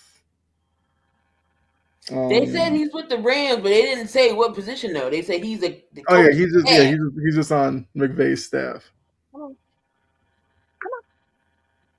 I mean, hey, the way these teams love McVay's coaching tree, that would probably be the quickest way for Kingsbury to get back into head coaching circles if he actually wants that. I don't know, but I thought it was an interesting move, and I think the Cardinals going with LaFleur, a guy who knows the division. I guess I understood why they went that route, but like you said, they have to kind of get the quarterback situated, which is the most important position, and then the rest of it will probably fall in line. Harrison did have some drop issues. Who blocked the Kyler possible trade? I don't know. Possible trade to who? I wouldn't think Kyler would have any interest right now, necessarily. Let's see. All right. I mean, that's all I have NFL-wise. So let's go NBA. Trade deadline. A little bit more action than we might have thought. Biggest moves from the deadline. Harden moving from the Clippers to the Cavs. Then the Clippers turn around and trade Zubac to the Pacers, where they get a decent package from Indiana. They get Mathurin and some picks and some other guys. And there's a couple other moves that were. I feel like there was nothing necessarily too groundbreaking because some of the bigger names stayed put. So, who were you more surprised by them staying? Was it Giannis not getting dealt? Ja, who didn't get dealt even after Jaren Jackson was traded away? Michael Porter Jr., who we kind of thought was destined to be traded from Brooklyn, he sticks around. Seems like the third or fourth year in a row, Sabonis was potentially on the move in Sacramento. He doesn't get dealt away. Cat was unhappy with the Knicks. They don't trade him either. And I guess LaMelo. Some people were like, free LaMelo. But none of those guys were traded. Like, who was the more surprising to you that they weren't dealt? I'm going to say Ja because they were talking about, trading him. But at the end of the day, it's all about what's best for the team package-wise. It probably wasn't no good deals that was team-wise that made sense. Mm-hmm. Not surprised Giannis didn't get moved. They're probably going to wait to the offseason. They're probably going to shut Giannis down this season. Because, even though Giannis expressed where he wanted to go, I don't got to cater to your needs. For one, you don't have a no trade clause. So I'm not going to send you where you're happy. I'm going to send you who give me the best deal for you. If Utah gives me 99 first round picks, that's where your ass is going. You're going to Utah. Mm-hmm. Papa, don't believe that Danny Ainge propaganda. No, I was just using Utah for example. I don't. No, Jory's talking about Utah up and coming because of some of the moves that they made. But I'm just saying, like, if Brooklyn offers me if whoever offers me the best deal is getting Giannis, so I'm not going to send him to where, you want to go to. But Danny Ainge was cooking this draft. I mean, this free agency trading deadline. Jaren Jackson Jr., but he did ship off Clayton. Well, Clayton. But we don't see many Utah games. I know they're not that great, but they compete. They do win some games. George is good. Yeah, Keandre George having a really good year. We can definitely see what direction they're going into. Chicago, I'll save that for the burn. But I mean, Bulls fans are beside themselves with the Bulls right now. Like, I don't know. But and then Mike Conley, which is fun. This is funny. So Mike Conley, he was in that trade as well. Yeah. And then I forget who get him. They buy him out, and guess where he's going back? He's going back to Minnesota. So pretty much Minnesota just got his contract dumped off their books, and he re-signed. That was smart. They could re-sign him for a much smaller number now. Yeah. Yeah, I mean, you don't see that a lot. I mean, I think the Utah thing, well, one... You have to have a player that's willing to do it, too. Right, absolutely. And, Conley knows he doesn't have many more years left in the league, so he's going back to where he's comfortable. I completely understand that. For Utah, one, they're going to have to decide Walker Kessler, who's a free agent this offseason. I'll take him. I think a lot of teams would line up for Walker Kessler if, Utah allows him to test free agency. But if they did bring him back and you're looking at a roster surrounding Lauri Markkanen, like Kessler, Jaren Jackson, Keontae George. You have Ace Bailey, who I guess whatever they figure out to do with him, it's not a terrible starting point. Now, they're still going to they still have some work to do. But if you're looking at Utah next year as like a 9-10 seed, I wouldn't be surprised. I mean, I wouldn't say it's like, a big leap for them, but they definitely seem like they're trending upwards. How long that process takes will obviously be based off of what Utah does now going forward. That's a good point, Kerm. Some of these teams are definitely cowards because the Pelicans, all they did was ship off Alvarado. Like, you should have done a lot more. The Heat did nothing. The Heat, right? I don't know. He did absolutely nothing, which doesn't seem like a Pat Riley thing. Yeah. So I don't know if they put all their eggs in the Giannis basket, and then when they didn't get him, they were just like, oh, well, I guess this is what we got. The Knicks acquired Alvarado. They didn't really do much of anything else. I was a little surprised by that. I want to be mad at my Lakers, but they got rid of Gabe Vincent, so there's that. Yeah, you was happy about that. Mm-hmm. Yes. But, I mean, I guess some people might, because I think some people were looking at the Lakers situation, and because that rumor came out about them with Gafford and P.J. Washington, I guess people were thinking that the Lakers might have done a little bit more. But, yeah, you move Vincent for Luke Kennard, Luke Kennard is a three-point kind of specialist, even though in Atlanta he didn't really take a lot of threes. Probably figure that out, but he spaces the floor. So you kind of see the fit, and he's more reliable than Gabe Vincent, who was supposed to space the floor, but surely did not do that in LA. The Kings were another team. I think people were expecting the Kings to do a lot more. They didn't move Sabonis, didn't move Levine, didn't move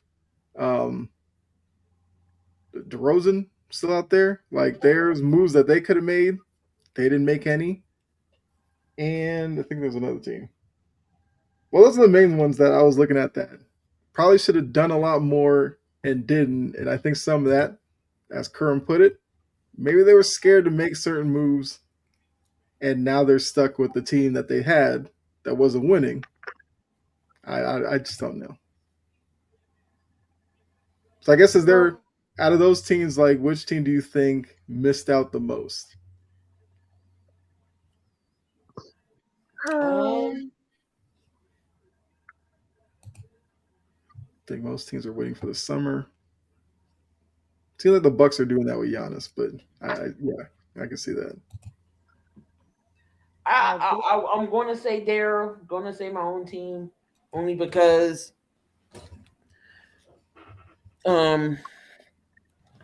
you move Jared McCain for a Will Smith CD, and again the real nasty ass flavor of Annihilators, which is banana.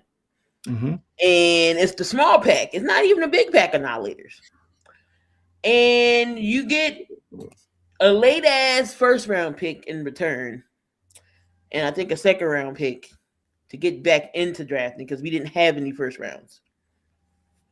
And then you go on this press conference and say, "Oh well, we didn't have no plan, or we didn't have nothing else to. We didn't have a plan to get anybody in return." Wait, so you just openly admitted you didn't know what you were doing. Embiid begged you to get somebody. Help me. You did nothing.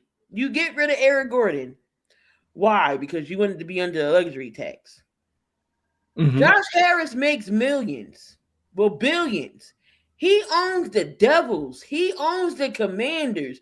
You mean to tell me he's caring about the luxury tax and not helping this team win a championship? We haven't won one since 83. It is 2026. We haven't sniffed the NFC. I'm thinking about football. We haven't sniffed the Eastern Conference Championship or the finals since 2001. I was born in 2001. 2001. The AI years, yeah. AI carried a no-name team to the finals. Was we going to beat LA? Absolutely not. Did anybody think we was going to get that first win? No. Nope. You had opportunities to get there. You let Jimmy walk. You signed Tobias Harris to a horrible-ass contract. You get Ben Simmons when you could have drafted 99 million people way better than Ben Simmons. Do I got to go through the list? We had Darren Fox. We had Donovan Mitchell. We had Jason Tatum, who Danny Ainge fleeced the Sixers with. They was like, oh, we want Tatum. But you know what? So they was like, okay, well, we're gonna give you the number 1 pick, and we'll take number 3. And guess what? We're still gonna take Jason Tatum. Danny Ainge wanted to think that Boston didn't want Jason Tatum. They wanted Jason Tatum, just said not number 1. Mm-hmm. Yep. So Danny Ainge fleeced us, and we get Mikal Fultz. All these people that we got, we no longer have. How do you give up Mikal Bridges on draft day? Do you know how excited I was? Because y'all know Villanova my team. Do you know how excited I was? I'm like, oh my God, we got Mikal Bridges. And then we trade him. I forgot nobody's not even in the league no more. Yeah. I forgot that was a draft day deal. So Daryl Morey's another one that needs to go. Josh Harris don't care about his Sixers team, in my opinion. Mm-hmm. It's always the Commanders this. He turned New Jersey Devils around on a profit. Now they worth 3 times more than what he paid for. Can you do something with your basketball team, sir? You doing everything possible for all your other teams but the one in Philadelphia. The one that needs the most help, really. Okay. And the luxury tax thing is a real thing because the Celtics did that too. They got under the luxury tax with the trading Simons out, getting Vucevic in, and then trading out Minot and a couple of guys on the end of the roster because repeater taxes and all that are ridiculous. Like the Celtics had a payroll for the roster of like $540 million because of repeater taxes. By getting under the luxury tax, now their bill is only like $185 million. Just from the work that they do. I get it. These teams was trying to get under the luxury tax and that second apron. I understand it. But at the same time, you got to do what you got to do if you want to win basketball. If you win championships, you're going to say F that luxury tax. You know why? Because you spent money to get who you needed to get so the team could win. And not just don't do nothing. You literally gave up on Jared McCain. When he literally was in the running to be rookie of the year if he didn't get hurt. You literally just gave up on him. He could have been on the second unit running the second team because we already know he wasn't going to be in the starting lineup with VJ Edgecombe the way he's playing. And with Paul George being out, McCain could have definitely clearly got some minutes. I want to say, do you think the Paul George suspension hurt some of their plans at the deadline? Maybe. ship PG out of here. Murray was like, oh, PG, VJ, Maxey, and Embiid is untouchable. After that, I'm trading Paul George. Yeah. Trade him to China. But yeah, for the first time ever, I'm not looking forward to nothing Philly related. I'm not looking forward to baseball because the Phillies do the same shit every year, break my damn heart. The Eagles, we a dysfunctional family right now. Mm-hmm. So yeah, I'm just here.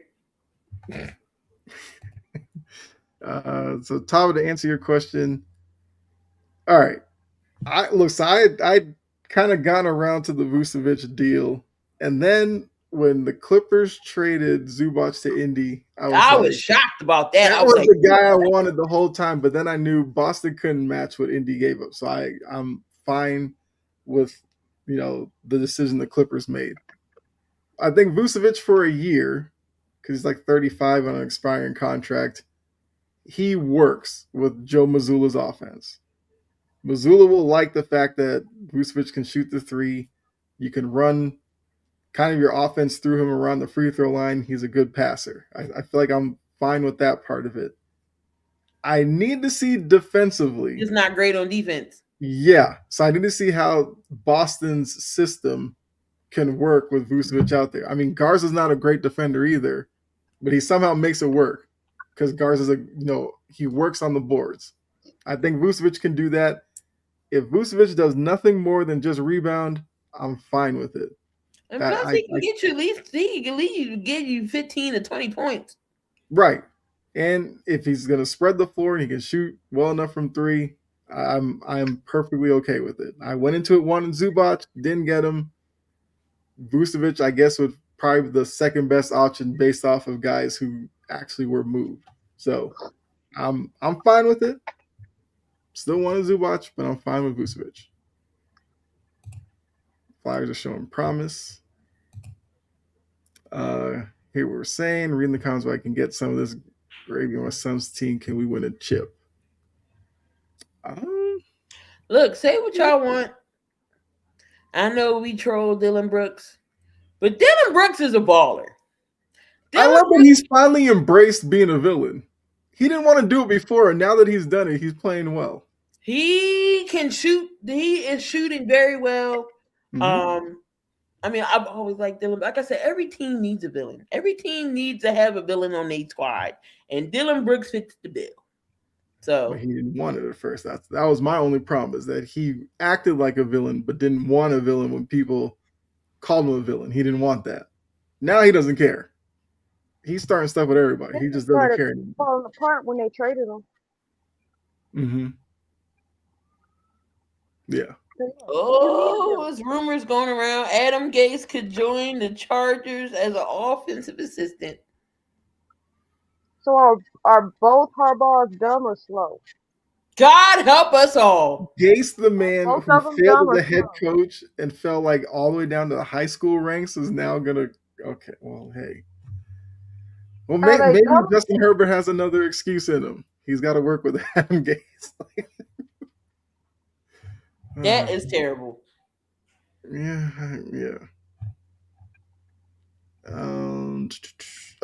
Thoughts on?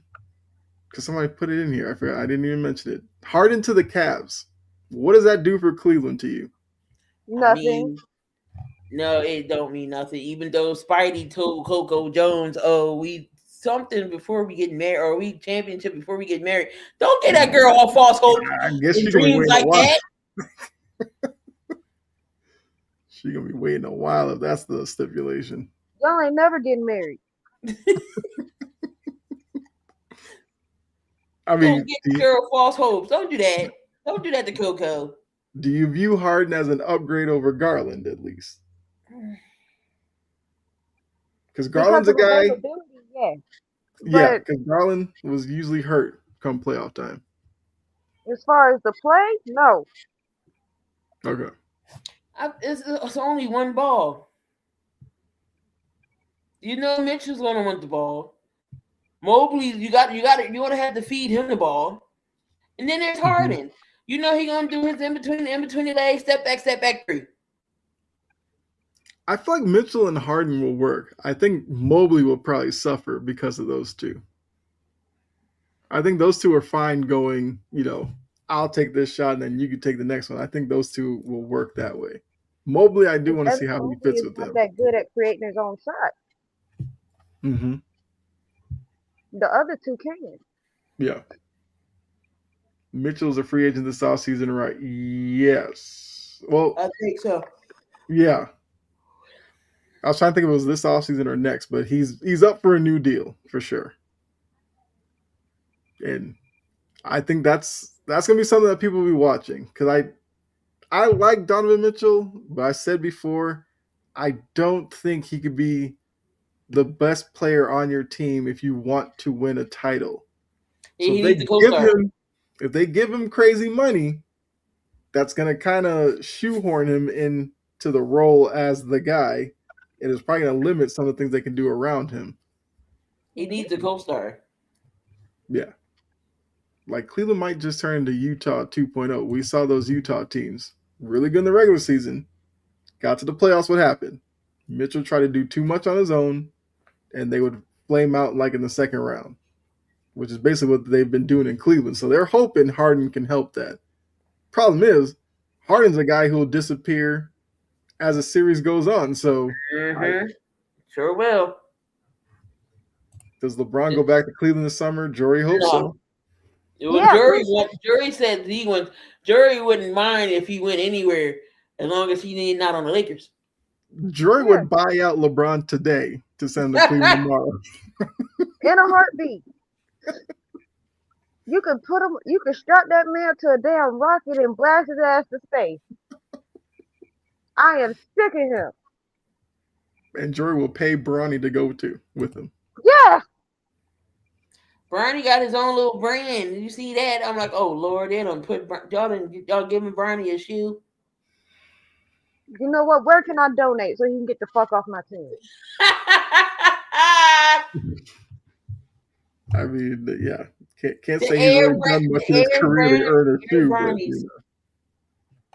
Air Bronny, here's $5. Get out. LeBron's waiting on Bryce. I'm telling you, they can meet up in Cleveland, according to Jory. Oh, don't forget about Anthony Davis in Washington. Oh, I forgot. Washington, this is like the second year in a row Washington's made moves at the deadline. Yeah. That's the man that is now going to be working with Justin Herbert. All right, cool. Who? Huh? Who? No, he put up the picture of Adam Gase when he had those. Yeah. From that face, you knew he was never going to be a good head coach. That's when he took a line of call. I'm telling you, he took a line before he went in the press conference. Good luck, Justin. Yeah. So Washington, for a second year in a row, made moves at the deadline that I'm like, so you want to be contenders with guys who maybe 5 years ago would have worked with? So now they have Trae Young hurt, AD hurt, and that's kind of what you're building your team around right now. And lead up to Trae Young talking about who's going to stop Washington in the future. I don't know. Success? Because you're not getting it. Health?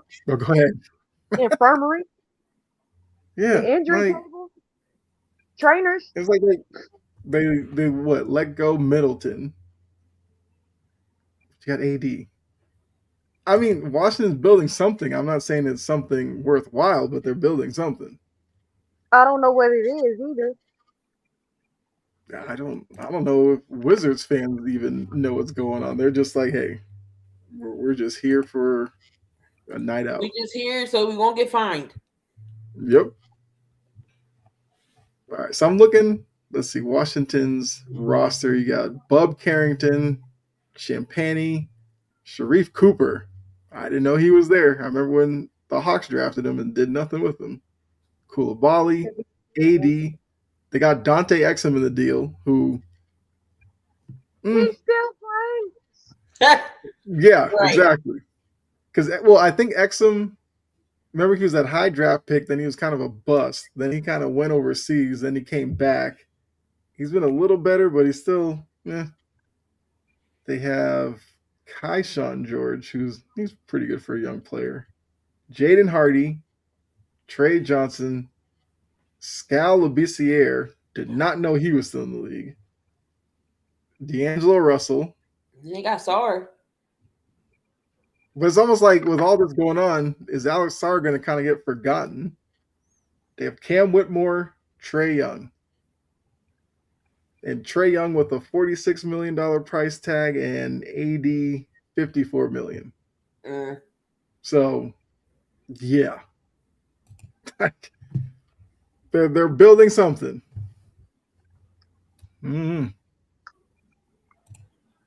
Yeah, I forgot about that move because it was the year to the day of the Luka trade, and then they trade AD to Washington.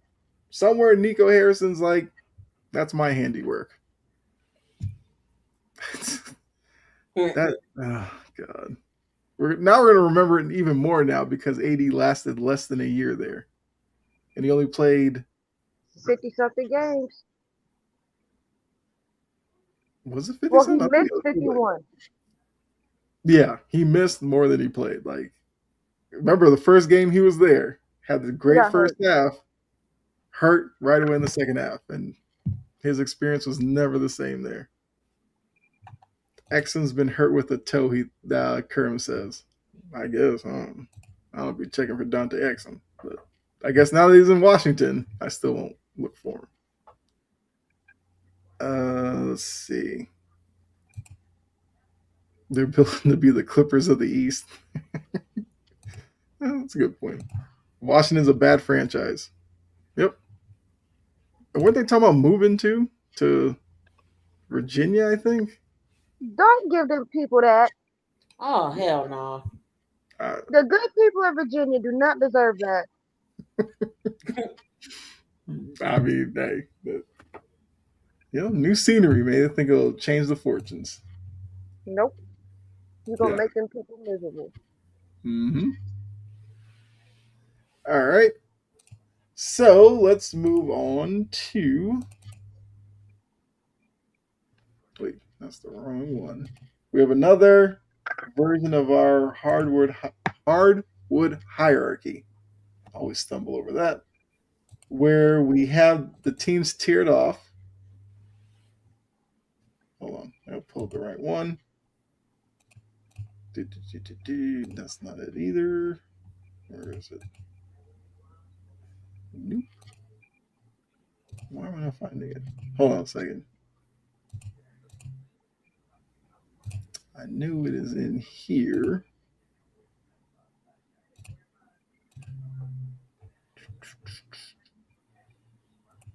There we go.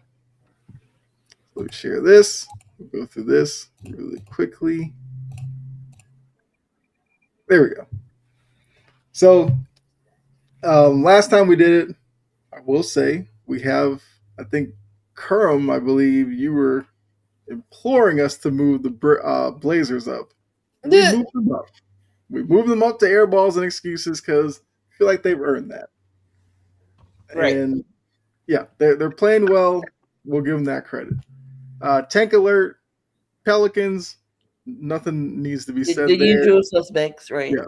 The Grizzlies, the Pacers, Wizards, the Nets, and the Kings. Self-explanatory. All bad franchises. Airballs excuses, we moved the Clippers up because they're playing well, although they've sold off a lot of their core. They'll probably drop back down.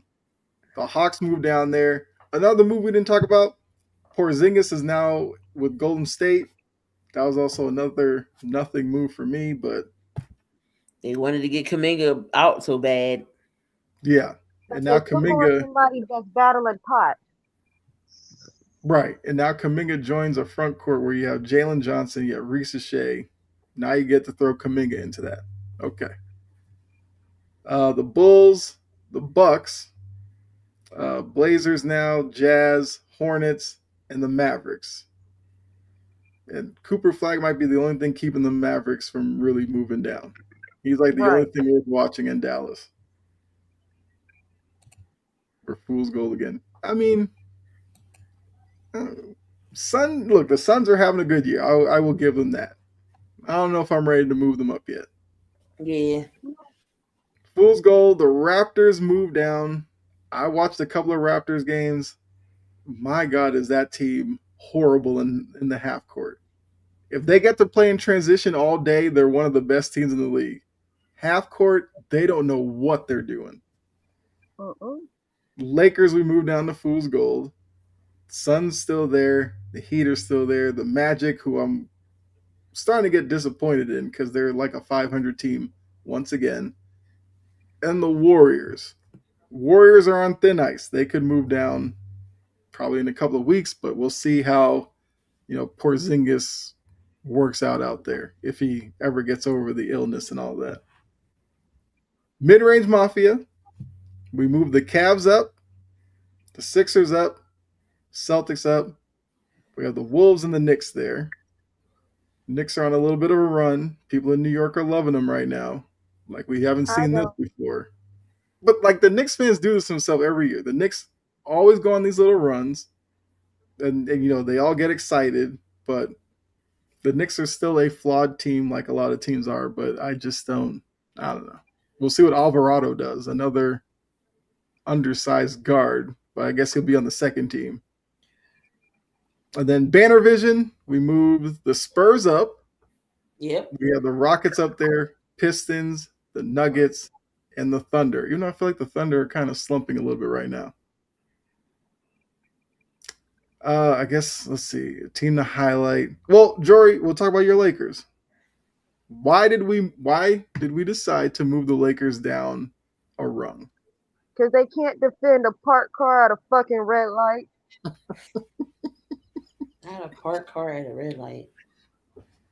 They can't stop anything. DeAndre Ayton is soft as shit. Every time I see him on the damn court, I get mad. I'm like, why did we even bring him here? For glitz and glamour, but he's hilarious for the social media team. Kick, nigga, Negro, dunk the ball. It's stop all that stupid ass breaking layups and shit. Like he pisses me off every time I see him. Now Luka hurt. Look, we almost beat y'all last night. We forgot how to play basketball in the third quarter. And then AR got hot. Yeah. It's a good thing AR back, and when he come back, Luka go down. I'm like, damn. Yep. Mm-hmm. And then it's not funny that King James the Bald and his stupid ass son are wasting roster spots right now. Not playing defense.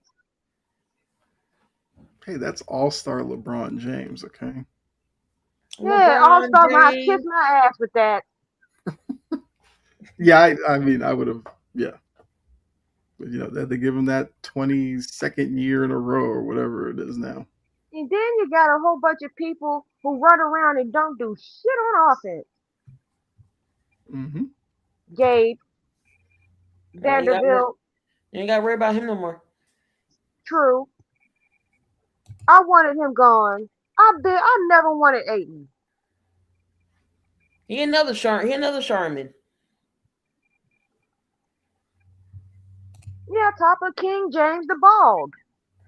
Fuck off my team. I'm tired. Mm-hmm. He just every damn interview he starts scratching at his damn scalp with his damn brush. I'm like, will you let that shit go? I know that hurts your head when you do that. You're not brushing anything. Right. What's he brushing? He got a combined 6 inches of hair on his head.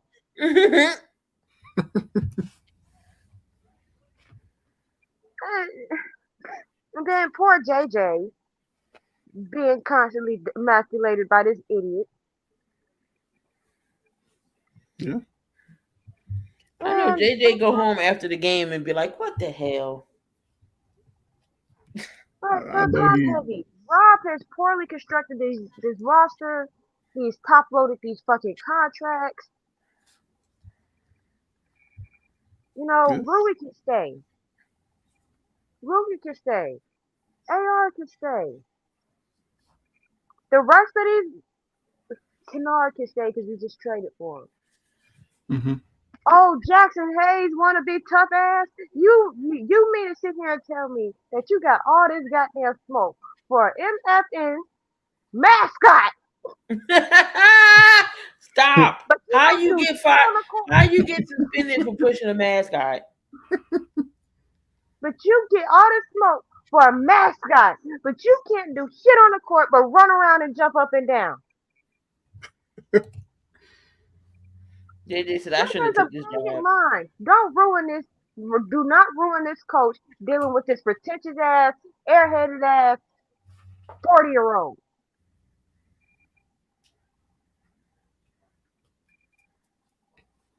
I'm like, and Jackson Hayes, he pisses me off because I'm like, you got all this smoke for a damn mascot, but your ass can't do shit but run around and jump up and down and look cute while doing it. He did the windmill dunk.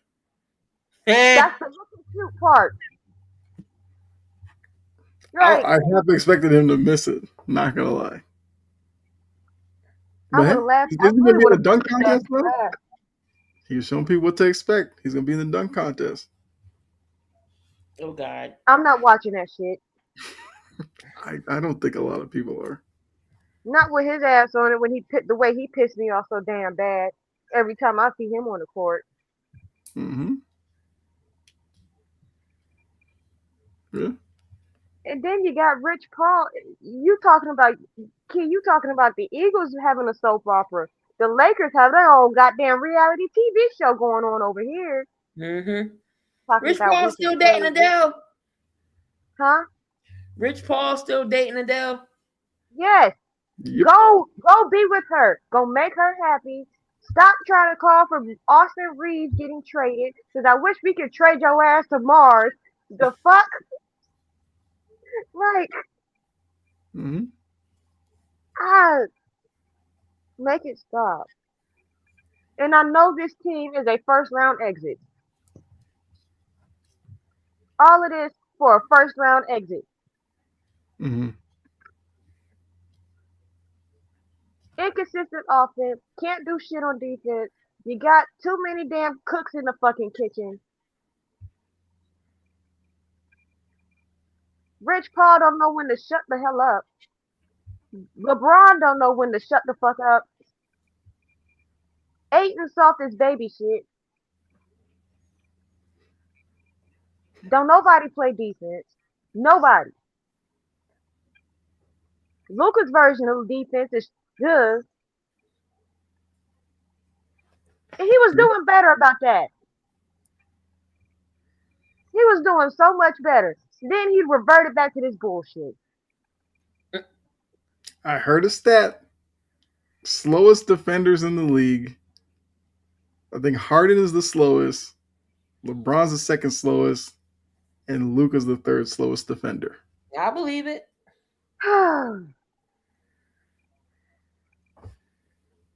It is a damn TV show, Carl. It is. You're showing all the damn celebrities. Mm-hmm. Because you don't want to show that trash ass product on the fucking court. They give me a headache. Like, God. And they are fool's gold for that reason. Okay. Now they've been pulling off some wins. Mm-hmm. I'm not tempted to move them back up. The Lakers and restless. Yeah.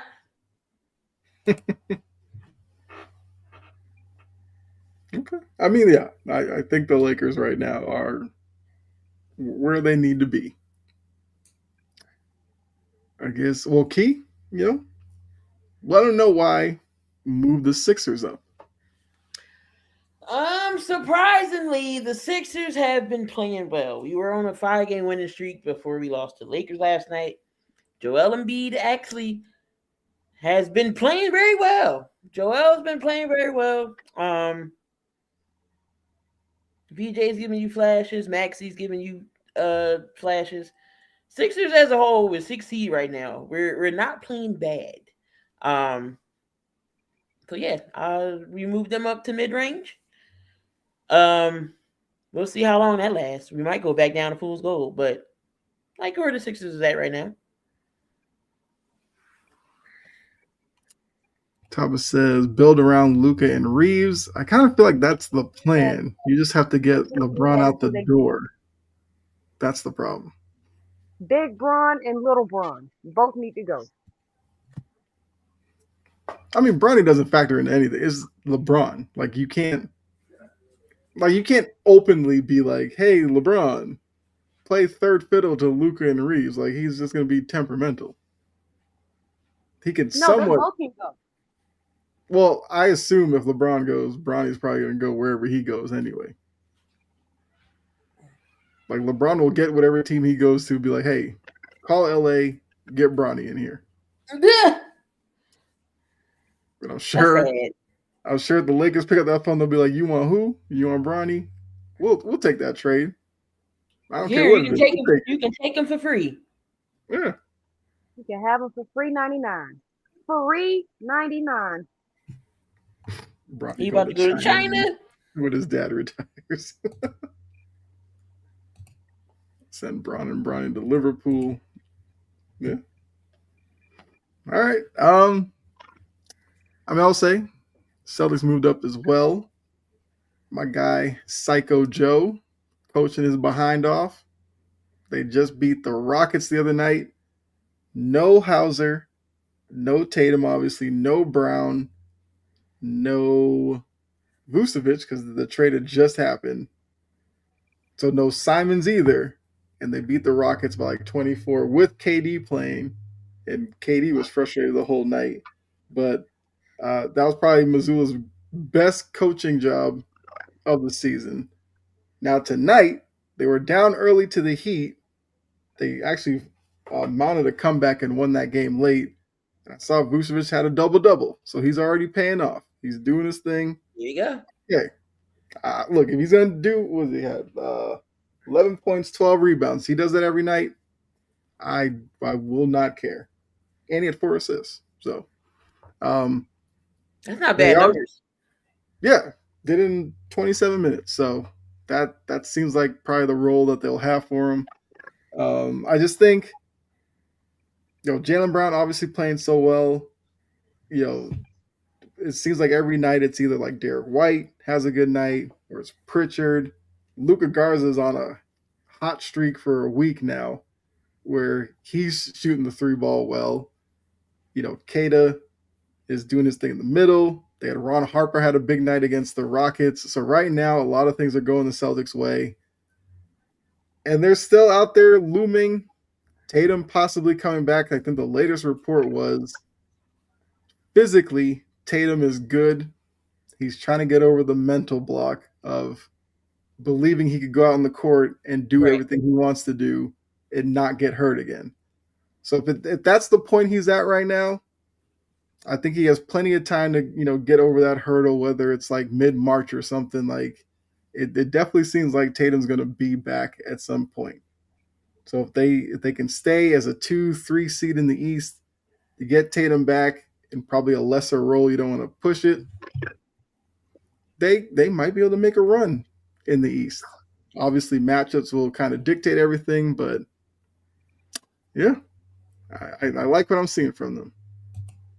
Sengun, the Celtics hunted Sengun on defense. The Sengun ended up getting kicked out of that game, arguing calls, and then Udoka got ejected. It was a whole mess.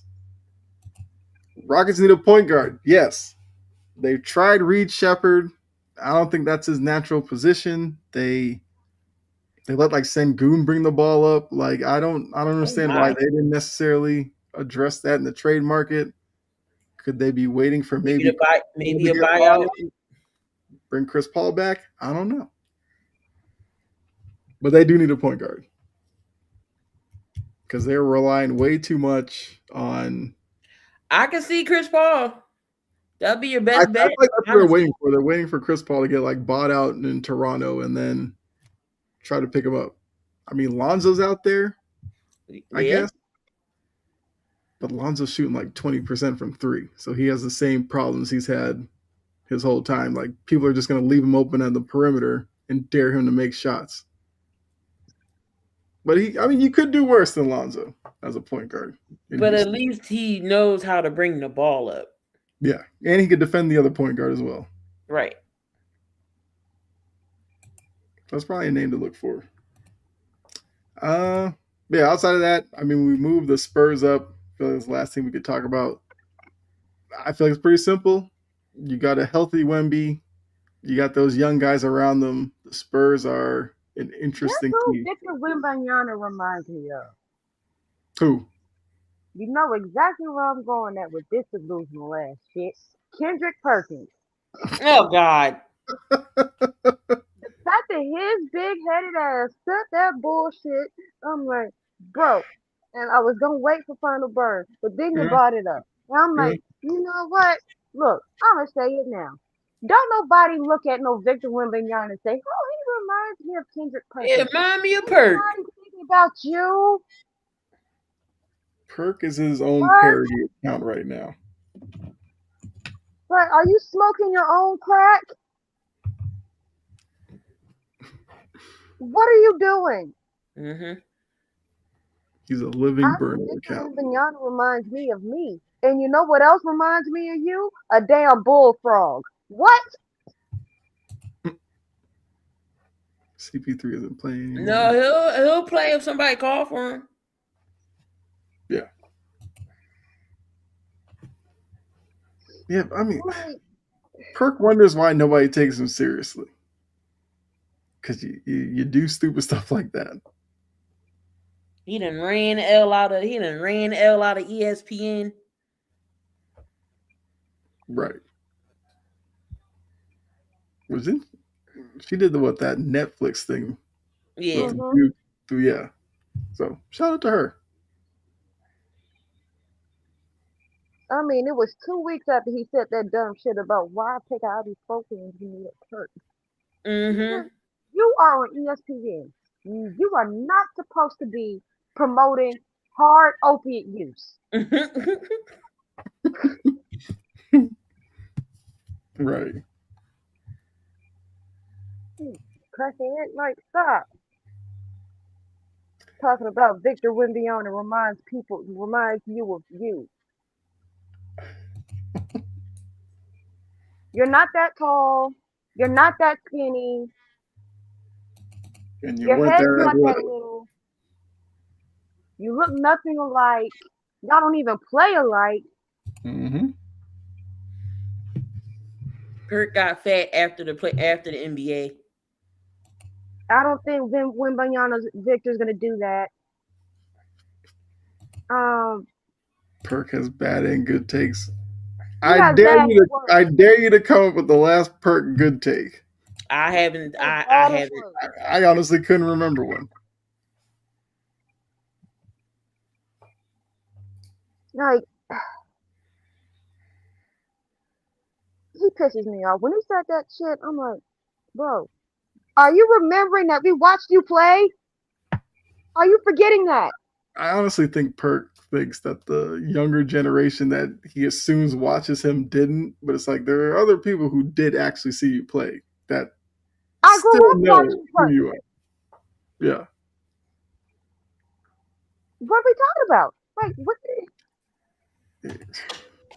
Perk is living. He's the basketball version of Shady and Acho. Perk is living in an alternate universe that only he lives in. Yeah, because Acho act like he talk like he done did shit, and if you pull his ass up, he only got 22 tackles. Look, at least Perk got a chip. Yeah. And Perk he helped with that. I will give him his credit.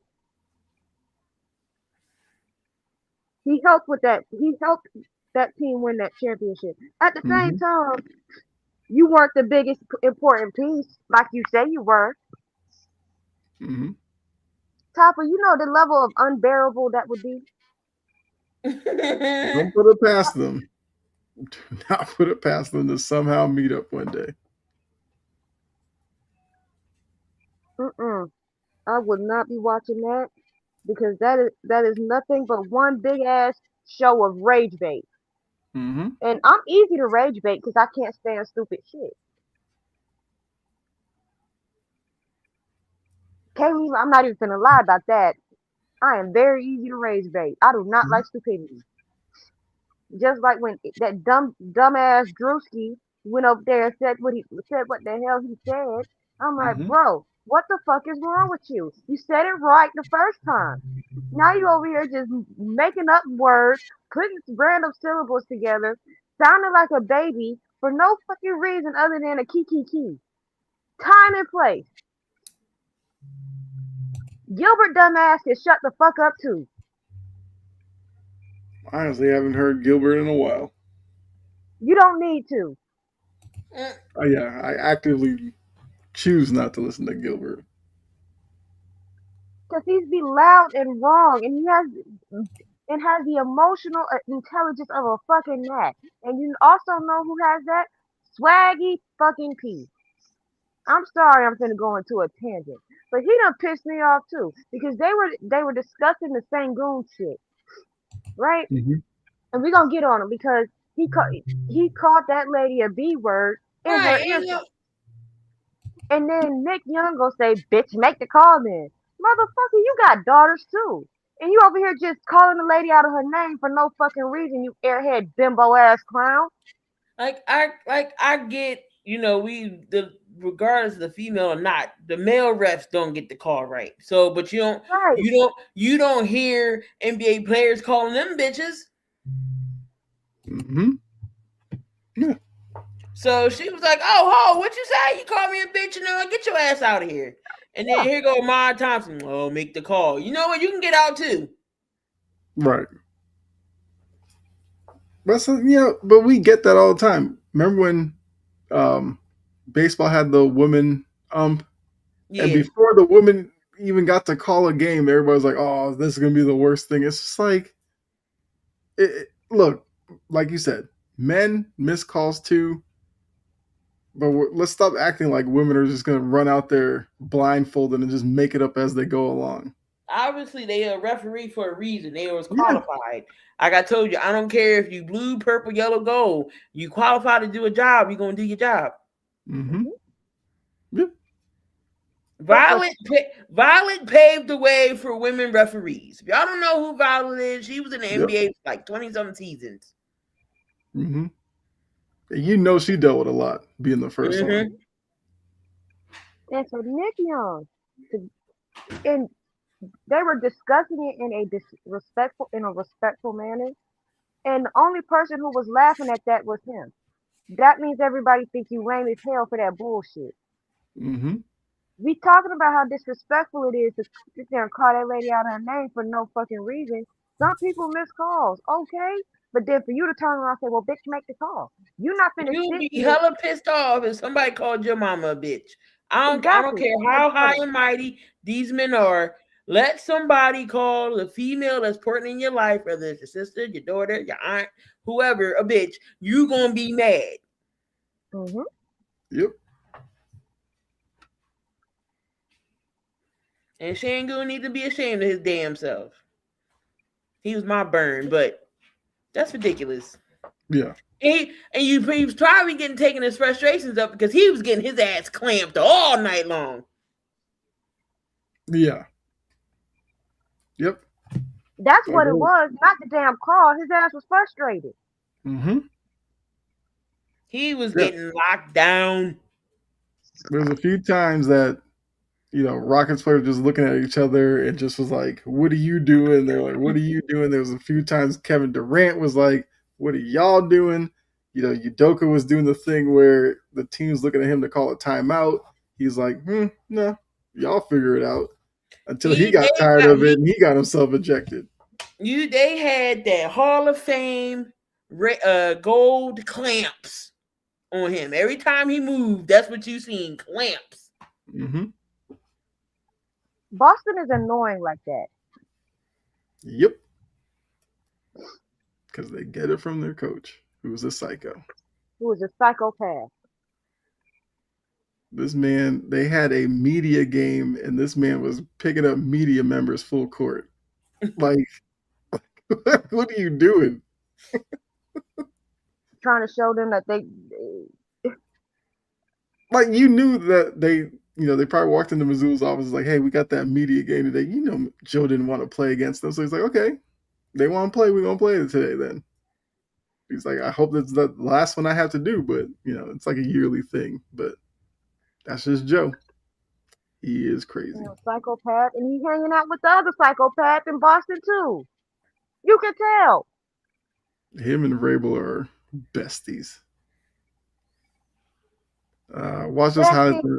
That's true. Rockets fans do treat Sengun like he's the next Jokic. That is true.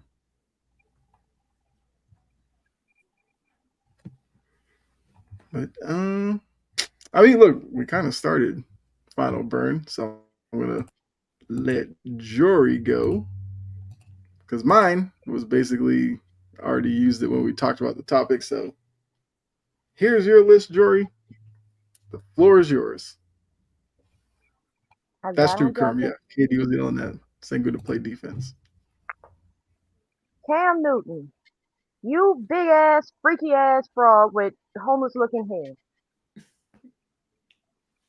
Let me tell you something. If I ain't met a man with with less discipline, self control, and overall respect of women, Cam Newton.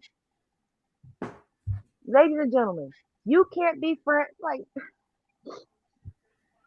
stupid. All you did is just show that you can't control yourself around women, and you could have kept that one in the draft. You work with women.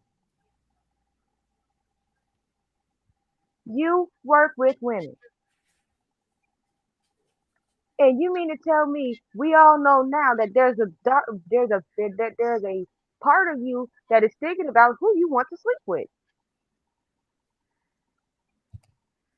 You can be platonic with a person and not have anything. You just gotta have self-control. It's doable. You got 50-11 kids. 50-11 kids. Mm-hmm. Let that thing sleep. And women are not just here for you to gawk at and sleep with. You keep sleeping with low vibrational, I mean, his first baby mom was pretty. She got some motion. The second one is a dumbass. No respect having ass clown. And you just really just admitted on national television that you won't think twice about cheating on her ass.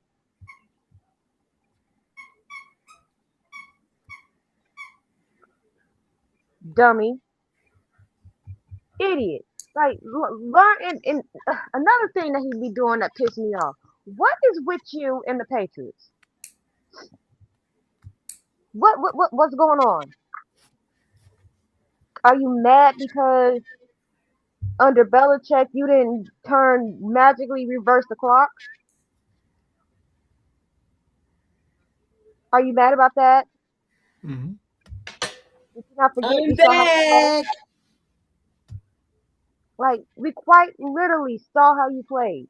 And then you got this sorry ass motherfucker named Michael Penix Jr. The fuck is you putting on Instagram that you are never gonna waver and da da da da? All Matt Ryan said is he has to evaluate the roster. Mm-hmm. He has to figure things out. You don't know the playbook very well. You're on ACL tear number 3. You have your own struggles. The fuck is he gonna commit to you for? He's not marrying you. He's not. So for you to sit here and go on the internet, on God's internet, it try to play victim like people have done you wrong. The fact that you were a first round quarterback should tell you that's a blessing. Mm-hmm. With 2 ACLs and you were a first round quarterback. Mm-hmm. Blessing. I would hope you don't fold because you're the starting quarterback right now.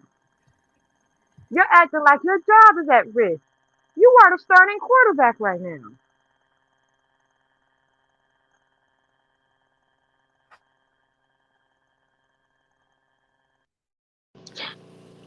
the thing about JJ, his the one thing about JJ I will say is that his situation is a little different. Cause but at the same time, isn't enough. But he might be one of those that take a couple of times to he might be a Sam Darnold. He could be a Sam Darnold. Michael Penix Jr. gonna end up retiring before he develops medically. Because his knee's about gone. Yep. The Bulls are on here because they don't know what the fuck they're doing. Yeah, they definitely don't know what they're doing. How you got 10 guards? 10 guard. You got 10 guards on your team. 10 guards, no defense, no perimeter shooting, nothing.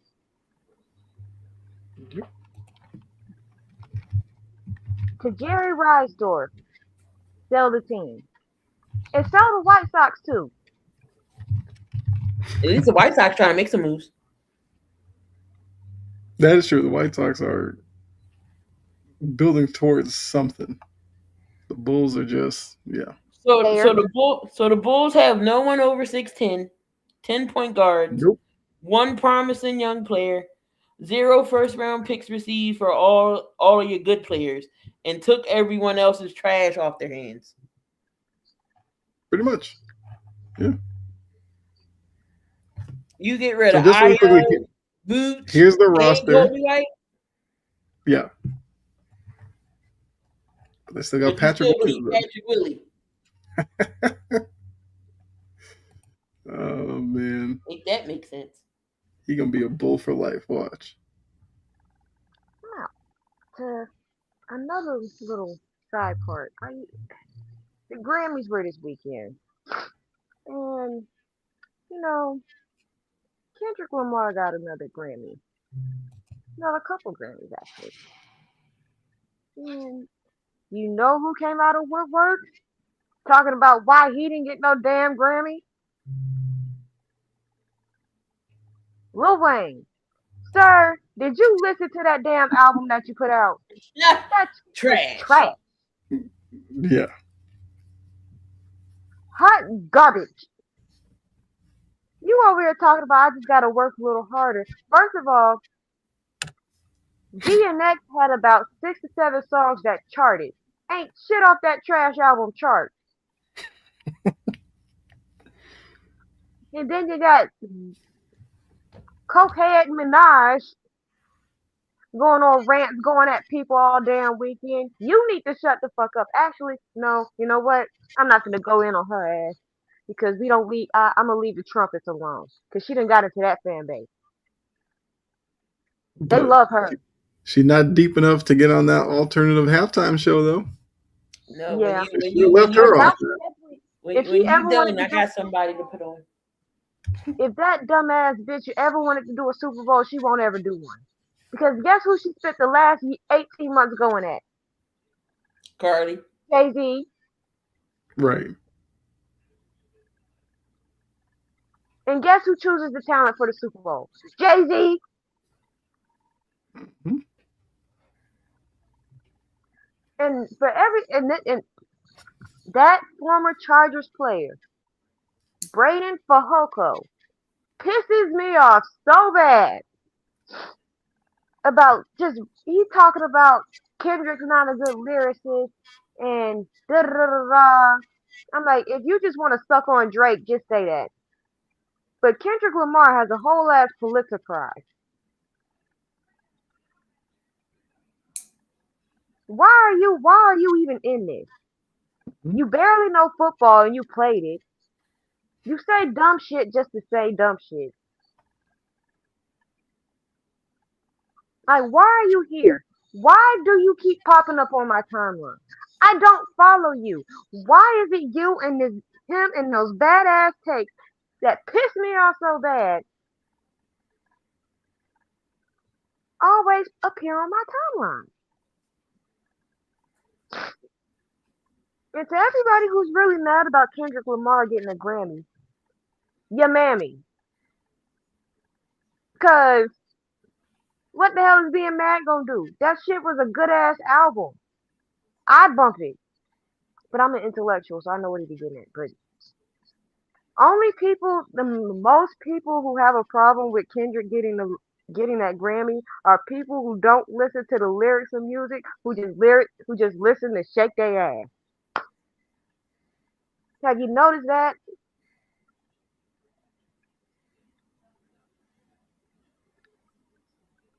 I got in on Sirianni earlier. Mm-hmm. Um, I got on Tiffany Haddish. I mean, the children left behind. Yeah. Drewski and Tiffany Haddish. Mm-hmm. Actually, no, they were actually passed when they shouldn't have been. I don't. Every time I look at Tiffany Haddish, to me, it looks like she is fighting with one brain cell and it is struggling. Struggling to stay on. And MVP voting. Look, you vote for who you vote for. But the people, if you find out that somebody just wasted a vote on somebody who never had a fucking chance, strip their vote. They're not voting no more. People like that Sam idiot that just threw a vote away on Justin Herbert. People like Dan Orlowski who just can't be unbiased for shit. We know that Dan would vote for Stafford because that's his buddy. Just say that. Oh no, he did say it. He said it on NFL Live. Because I think they pressed him about it, and he was like, "Look, I know the man, I know the family, and I'm friends with him. I want to see my friend do well and win." So he let us know. You're a bitch. That's not what the fuck that award is for. Mm-hmm. Value. Value. Value. Value. Value. Value. Yep. And can I get on Acho and Shady for that shit they did last week that I didn't get to say? Yep. Because last week really did piss me off. Also, I can't stand the internet. Well, the internet over here. Mm-hmm. Why are you telling quarterbacks not to listen to their coaches? Why the fuck would you say that? Who told that's why you ain't did shit but do 22 fuck ass tackles. Cause you didn't listen to your coaches. You thought you knew everything and you were better than everything and you ain't do shit. You barely got off the damn bench. You barely got off off of the third stringer. Telling somebody, a starting quarterback, not to listen to their new coach, who has ran a very good offense before. By the way, more than you've ever done.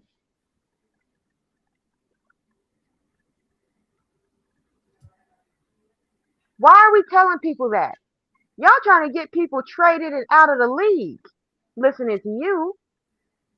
Mm-hmm. That's it. I'm done. I got one more to add, and I know we Yep. usually we just don't strictly stay to sports here, but I got a bone to pick with Glorilla's sister. Ooh, yes. I got a bone to pick with her. Did you just say she obligated to pay you $2,500? 25, not $25K. She only want $2,500. That's all she want. If I'm Glorilla, I'm giving it to her so she can shut the hell up. But anyway, You doing all this shit for $2,500? I am just because she told me some because we struggled together. Just because I'm doing something with myself, I'm not obligated to help family. It's not my job description to say, "Oh, I got to help you." Now, moms, okay, that's a different story. We don't know the whole story behind. Maybe moms don't, maybe she still want to work. I know she's still working at FedEx. Maybe she still wants to work.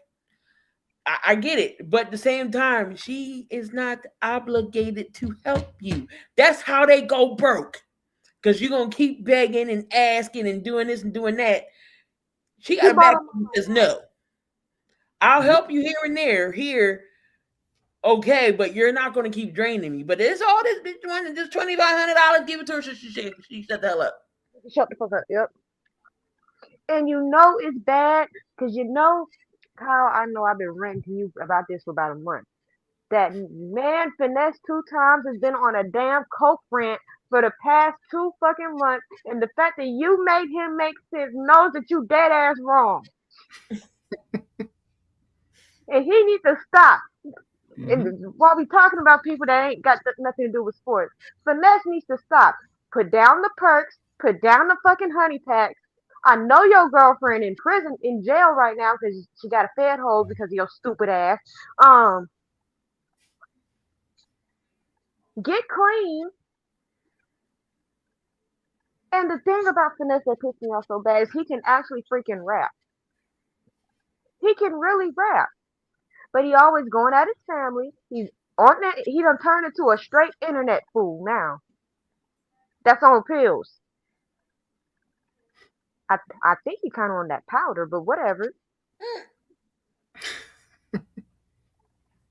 He act like it, and his nose be running and shit.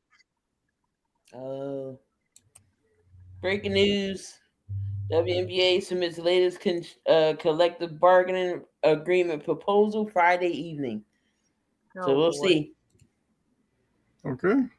Like, he's been making good music, even the shit he been making when he been strung out on drugs and stuff like that. He make good music. I'm gonna need him to lock in and tap out on the hard drugs. I'm not saying don't smoke weed. And all of that honey pack shit is gonna do is make you impotent later on. Fool. So, you know what?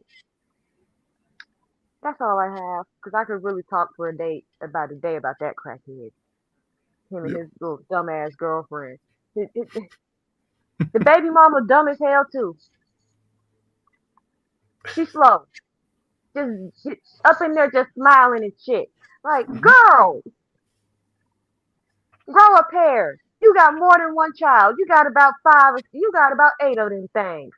Your ass got a whole litter and your ass happy in jail because you took some charges for this dumbass crackhead.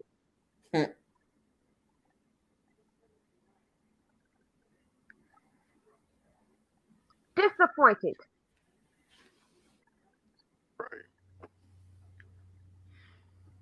Let's see. Stafford retired. Nope. Stafford said he's coming back for 17th year. I doubt he was going to retire after the MVP. I only had one quick one. And Tony Dungy did an interview where the Rooney Rule and black coaches and stuff came up. Tony Dungy kind of gave us some insight because obviously he was once a coach. He went through the process. He said, there are guys who don't get jobs that he does wonder about. He said it's not solely because of the color of their skin, because he said he went for jobs and he knew that his interview wasn't the best, whatever. The thing that got me was he said they're going to look at it, reevaluate, the accelerator program, all that. So he was like, he doesn't believe that guys are just sitting there saying, I want to win, but I don't want a black coach to win for me. He's like, these guys want to win. A lot of them don't know how to win. They don't know what they're looking for. And there are some guys who are under the radar who are not the well-known candidates who are very, very good coaches. So Dungy's letting you know, some of these teams are just so poorly run, they're not even sure what they're looking for when they're interviewing these people. And that is kind of alarming because maybe that's why we get retreads. because some of these organizations just look at the name like, oh, John Harbaugh, he was in Baltimore. Yeah, he was pretty good there. We'll just go ahead and hire him. Not saying Harbaugh was a bad hire or anything, but I'm just saying like if that's why retreads get passed around because these organizations don't actually know what they're looking for in a coach, then we might be further off from getting to a point where we don't go in every year and go, yeah, Brian Flores will get a job. Then he doesn't. Vance Joseph, who Tony Dungy did bring up as well as a guy he thought should get a second chance. He didn't get one this round either, even though he's leading a Broncos defense that was one of the best in the league. So I feel like we've said this before, some of these front offices need to change before we could see the change that we really want in some of these hiring practices. Mm-hmm. Problem is, some of these people have been in there so long that, I mean, knock on wood, you got to wait for them to not be around anymore in order to get like actual change in front office. Jerry. Right. I mean, Jared was at NFL Honors and that man looked bright red, but yeah. So I thought it was kind of interesting hearing Tony Dungy tell what the process is like as a minority coach going through it with some of these organizations, and he's been out of it for a little bit, but yeah, the fact that these teams don't know what they actually want, that is a major problem. It's probably why a lot of these teams go through so many coaches every few years. The Raiders. So, yeah. So, if the league was probably run more like, like the Steelers, who have their lineage of one coach they hire, they let it run out for like 20-something years, and that guy moves on and they get another one. Maybe the league would be better off, and maybe the good coaches would get picked out instead of the ones who fail everywhere they go and still somehow get picked up. And Saijan, absolutely. And I feel like, Dungy spoke on it. I know Goodell did his little thing, and he said, we are seriously trying to push diversity, and they're going to try to do all they can to make it happen. I think the league wants it to happen because we can't go in every year and wonder why Flores doesn't have a job. I agree with Dungy. I think Vance Joseph has done enough to get a second chance. A lot of people looked at Bieniemy, and obviously they came out and said Bieniemy can't interview. I don't know. Maybe there's something to that, but it's kind of weird that he can't interview, but he could get an OC job. And look, some people are just born coordinators, but you feel like Bieniemy at least should be given the opportunity to fail, and then he can go back to being a coordinator. We could just say he's not head coach material. Mm-hmm. Right. So, yeah. So, really thought it was an interesting article with Dungy, and maybe it's not necessarily they won't hire minority coaches. They don't know what they're looking for, and they probably make a panic move and just take a certain guy. But yeah, that was the only one I had, because my main one was with the NFL awards and all that stuff that we already talked about. So, Drewski really pissed me off. Who? Drewski. Oh. I can't stop thinking about that shit. He really went up there, said that man's name right the first time, and then went on this massive hubbity-bubbity bullshit. Mm-hmm. I'm like, bro, it's not about you. Say the man's name right so we can announce it. We can applaud him for his award. It's about him, not you. Exactly. And then Vrabel. Mm-hmm. And Boston Sports Radio all day today was clowning her for that, and they had that queued up, and they played it like out of every commercial break, and they were just laughing at her. Worse than fucking Ocho and Ralia. Right. Yeah. But with that, we better not see Ocho up there presenting no awards next year. Oh, absolutely Do not. it, give them a safe category. And shout out to Lindsey Vonn. She tore her ACL last week. Her ass still skiing. How? How? Yeah. They asked Diggs about that. He was like, she doing what? Like, yeah, she's going to do downhill skiing, and she just tore her ACL like last week. He's like, shout out to her for trying it. He's like, hope she doesn't do anything more damage. But Diggs also said, like, when you tear your ACL for like a week or two, you feel like you can still run and stuff.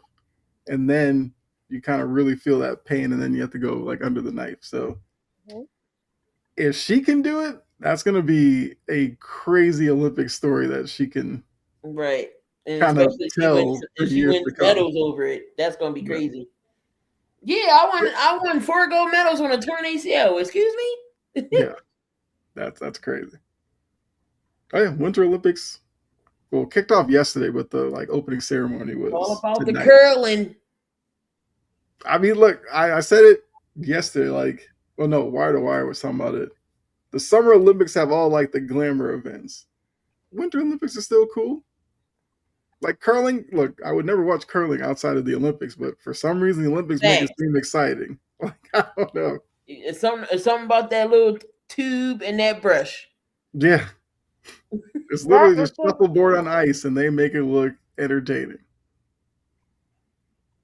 I think Jared Allen's trying to start a curling professional league. I think I saw that the other day. I mean, got professional leagues for everything else. Why not?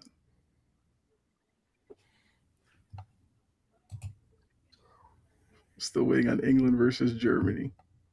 There you go. But that is all we got. I guess you guys want to add anything before we get out of here? No, that was it. I will have some things uploaded this weekend. My internet's better because my mom's out of town, and so there's not a lot of people connected to the internet. So I'll have my things uploaded. Yep. I mean, I feel like most of you in here are probably on the Discord. But if you're not, feel free to join it. You can talk to us when we're not live on the show. We have a WordPress where I've put a few things out there. Not articles or anything, but I've done some recorded stuff on there. So you can check out those. And obviously, Jory will add some stuff on there as well. So just check out all of our stuff that's there if you want to, like I said, interact with us when we're not live here on Friday nights. No problem, Sajan. Appreciate you tuning in every week. I'm just so glad that I got to get through an entire show without bullshit. Yep. Because considering that last week was terrible, and I ended up having a meltdown. I really did. And I knew it was coming. It was coming that entire time. You know what? You just smelt the breakdown finna come. Yeah. Yeah. I was very glad that I actually got to sit there and talk for 2 hours and 50 minutes. I mean, hey, once was nice. We'll do it again next week. So yeah, make sure, obviously, check out the Super Bowl this weekend. We will talk about that next week. We will probably discuss some more NBA. Now, if the WNBA, the offer's been made, if they sign off on it, we'll definitely talk about that. Because, I mean, Unrivaled is definitely scratching that itch without the WNBA, but we got to have the W back. So we'll definitely talk about that if something happens on that front. And then if anything else happens, we'll talk about it and see. You guys see who's going to be on Final Burn next week. So for myself, Key, always in the building. Got Jory with Jory Sports Stories. Make sure you check that out. Like she said, she's going to have some content out there this weekend. We're out of here. Another edition of Passionate Precision in the books. We will see you next week. Take care. Bye.